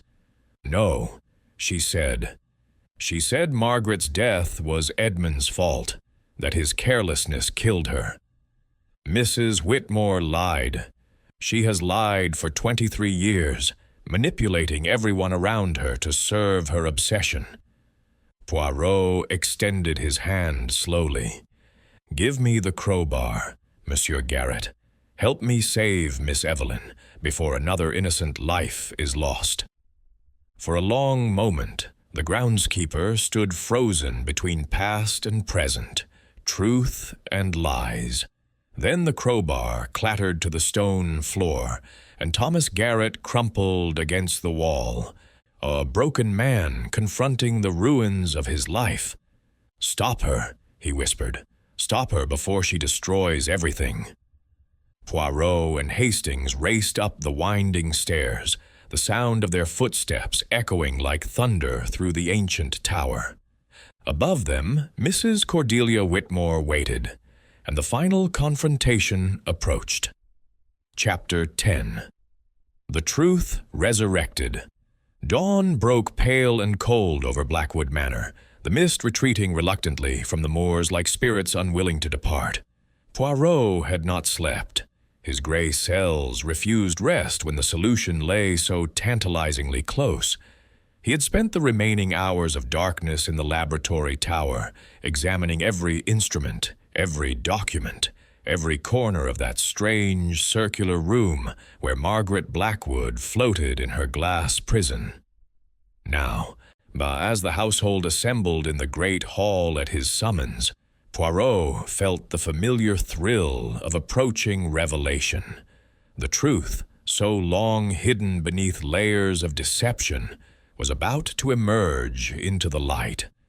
Professor Blackwood had insisted upon attending, despite his weakened condition.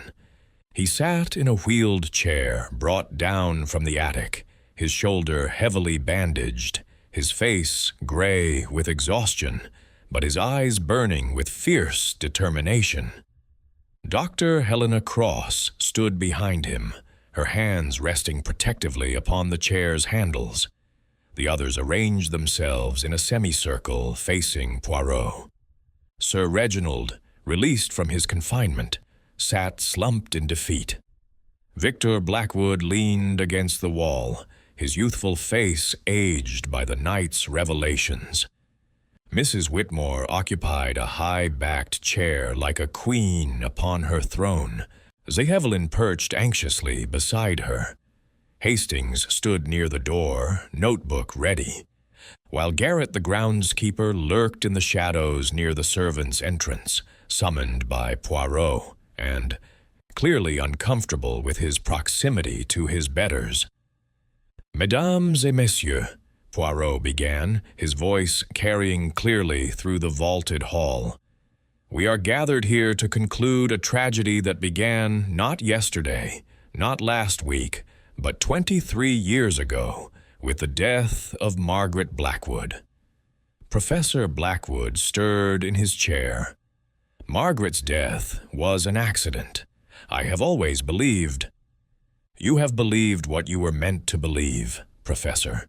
Your grief made you blind to the truth that Dr. Webb eventually discovered." Poirot's voice softened with compassion. "Your wife was murdered." A collective gasp echoed through the hall. The professor's face contorted with anguish. "Murdered? But who? Why, let me tell you a story, Professor. A story of love, jealousy, patience, and ultimately, betrayal of the most intimate kind." Poirot began to pace slowly before his audience, his patent leather shoes clicking against the ancient stones. 23 years ago, you were a young scientist on the verge of greatness. You had a devoted research partner, a woman who loved you deeply and believed she would one day become your wife. But then Margaret appeared, brilliant, beautiful, captivating. You fell in love with her and married within months, breaking the heart of the woman who had given you everything. All eyes turned to Mrs. Whitmore, who sat rigid with indignation. "I have already denied these accusations. Peace, madame. I do not speak of you." Poirot's interruption caused visible confusion among the assembly. "You loved Edmund, yes, but you were not his research partner. You were not present in his laboratory. You did not have the knowledge or opportunity to sabotage Margaret's equipment." "Then who?" Hastings blurted out, unable to contain his curiosity. Poirot turned slowly, his gaze coming to rest upon the figure standing behind Professor Blackwood's chair. Dr. Helena Cross. The silence that followed was absolute. Helena's face drained of all color, her hands tightening convulsively upon the wheelchair handles. Professor Blackwood twisted in his seat, staring up at his assistant with dawning horror. Helena?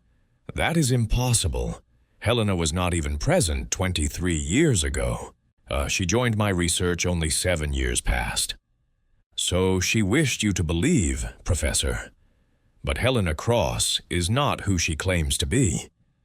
Poirot extracted a faded photograph from his pocket, one of several he had discovered in the laboratory during his nocturnal investigation. This photograph, taken in your laboratory in 1909, shows a young woman working at your side. The inscription reads, "Edmund and Lily, partners in science and life." He held up the photograph for all to see. The woman in the image was younger, her hair styled differently, but the resemblance to Helena Cross was unmistakable. "Lily Morrison," Poirot continued, "your first research assistant, Professor, a brilliant chemist who fell deeply in love with you. When you married Margaret, Lily left England in disgrace, or so everyone believed. In truth, she spent years abroad, perfecting her knowledge, changing her appearance, building a new identity.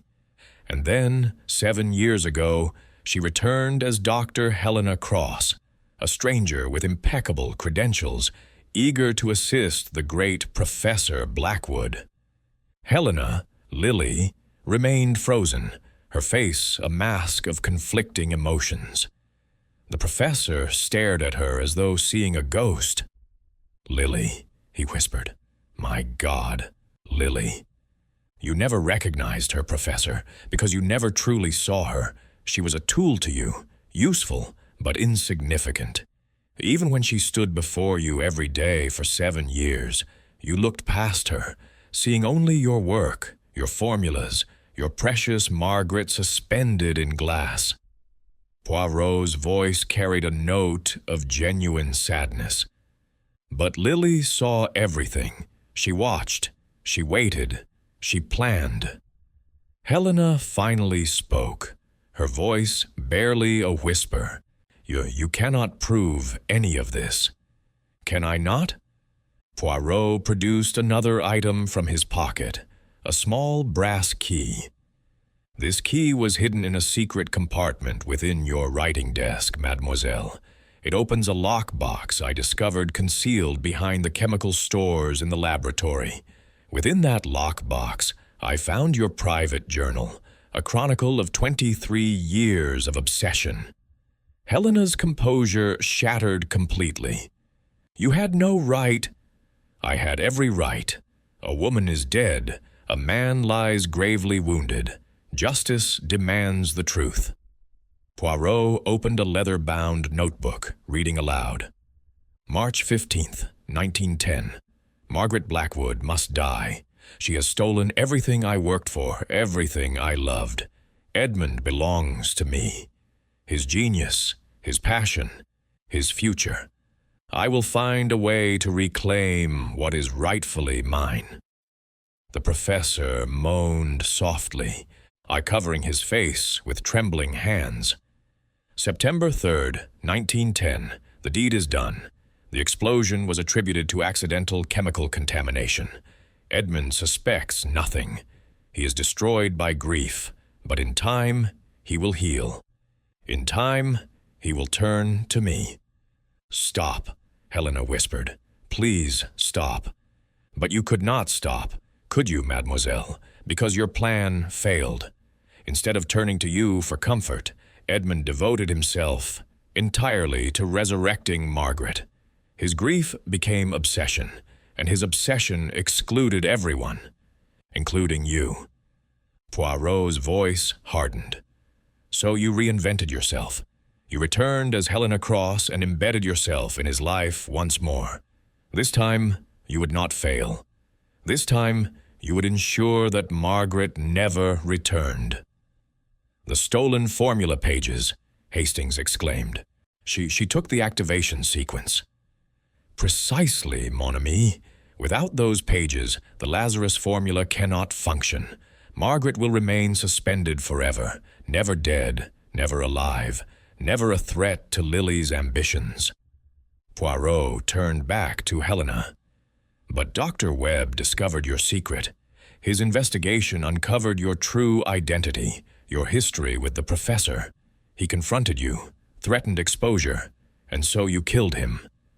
Helena laughed suddenly, a harsh, bitter sound that echoed through the great hall. "Clever, Monsieur Poirot, very clever indeed. You have reconstructed my history with remarkable accuracy." Her voice turned cold. "But you have made one critical error." "Have I?" "You assume I killed Marcus Webb. I did not." The declaration landed like a thunderbolt. Poirot's expression remained impassive, but Hastings noticed a subtle gleam in his friend's eyes, the gleam of a hunter watching his prey walk willingly into a trap. "Then who, mademoiselle, killed Dr. Webb?" Helena's lips curved into a smile devoid of warmth. "I have no idea. When I left Webb last night, he was very much alive. Frightened, but alive. I had convinced him to keep silent in exchange for a share of the formula's profits. We had reached an understanding. An understanding that someone else disrupted." Poirot nodded slowly. "Yes, this confirms my second deduction. There were indeed 2 conspiracies operating within Blackwood Manor, and 2 would-be murderers." He turned suddenly to face Garrett the groundskeeper, who had been attempting to edge toward the servants' exit. "Going somewhere, Monsieur Garrett?" The weathered man froze, his hard features twisting with alarm. "I've done nothing wrong. I'm just a servant." "You are a former demolitions expert who rigged the explosive device that shattered the professor's study window. You are the intermediary between Victor Blackwood and parties interested in stealing the Lazarus formula. And you are the man who murdered Dr. Marcus Webb." Garrett's hand moved toward his coat pocket, but Hastings was faster. The captain crossed the room in 3 strides, seizing the groundskeeper's arm and extracting a small revolver from his concealed pocket. "Nicely done, Hastings."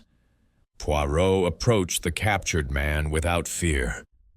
"Dr. Webb discovered your role in the conspiracy, did he not? His notebook mentions investigating your military background.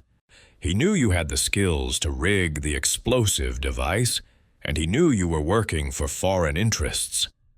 "You can't prove anything," Garrett snarled. "I can prove a great deal, monsieur. The button from your old military uniform found in the professor's study. The traces of the same explosive compound found upon your workshop tools. And most damning of all, Poirot produced a small leather wallet. This was in Dr. Webb's pocket. It contains a photograph of you meeting with a known German intelligence operative in Thornwick Village. Webb was not merely a scientific observer. He was a counterintelligence agent, sent to identify and neutralize foreign threats to British scientific advancement. Garrett's resistance crumbled. "I was just following orders. They said no one would get hurt." "But people did get hurt, monsieur. People died.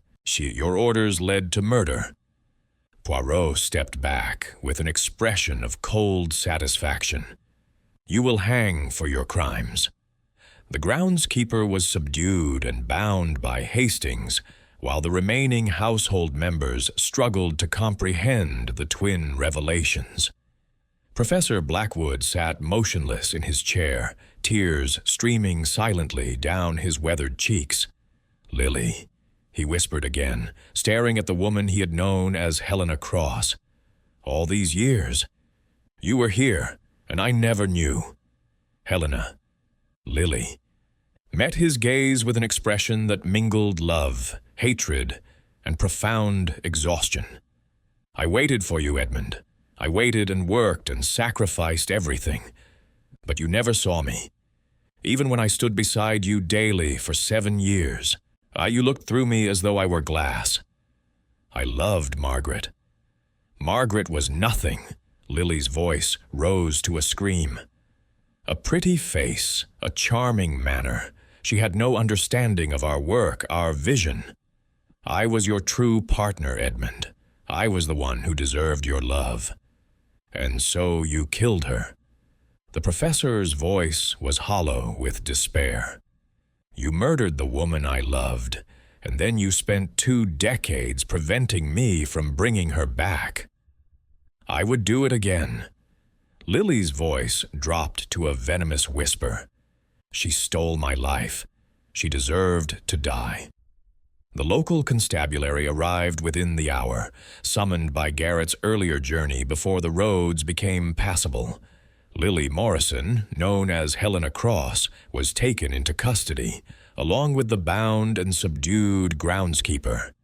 Sir Reginald and Victor Blackwood would face charges of espionage and conspiracy, though both would likely escape the hangman's noose through cooperation with the authorities. Mrs. Whitmore and Evelyn departed that afternoon, the elderly woman's composure finally broken by the morning's revelations. Whatever ancient love she had harbored for Edmund Blackwood, it was now buried beneath layers of horror and disillusionment.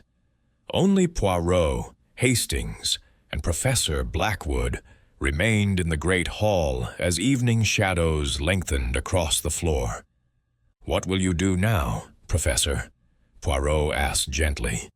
The old scientist sat in silence for a long moment, staring at nothing. "The activation sequence," he finally said. "Lily stole it, but the knowledge remains in my mind. I could still complete the formula. I could still bring Margaret back." "And will you?" Another long silence. "I have spent 23 years pursuing resurrection, Monsieur Poirot. I have sacrificed everything, family, friendship, my own humanity, upon that altar." The professor's voice cracked with emotion. "But I have learned something today, something terrible and profound." "What have you learned, Professor?" "That Margaret died because of love, perverted, obsessive love that could not accept loss. If I bring her back now, am I not guilty of the same sin? Am I not placing my own desires above the natural order, the peace that death provides?" Poirot stroked his mustache thoughtfully. "That is a question only you can answer, Professor. Science tells us what is possible. Wisdom tells us what is right. The choice between them is the heaviest burden any man can carry." Professor Blackwood nodded slowly, rising from his wheelchair with evident effort. "I need time to think, Monsieur Poirot. Time to consider what Margaret herself would want. She was always the wiser of us. Perhaps even in death, she can guide me toward the truth."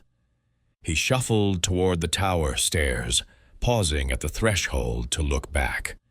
"Thank you, Monsieur Poirot. You have given me justice, and perhaps, in time, you have given me peace." As the professor disappeared into the shadows, Hastings turned to his friend with an expression of profound admiration. "Remarkable, Poirot. Absolutely remarkable. How did you finally piece it all together?" Poirot permitted himself a small, satisfied smile. "The gray cells, Hastings. They observe, they collect, they arrange. Eventually, the pattern becomes clear." He adjusted his coat and moved toward the manor's entrance. "Come, mon ami. Our work here is finished. London awaits, and I find myself longing for proper chocolate and properly symmetrical surroundings." They departed Blackwood Manor as the sun set behind the moors, casting long shadows across the ancient stones. Behind them, Professor Edmund Blackwood climbed the tower stairs to his laboratory, where his wife waited in endless suspension between life and death. What choice he would ultimately make, only time would tell. But the science of suspicion had been satisfied, and justice, however imperfect, had been served.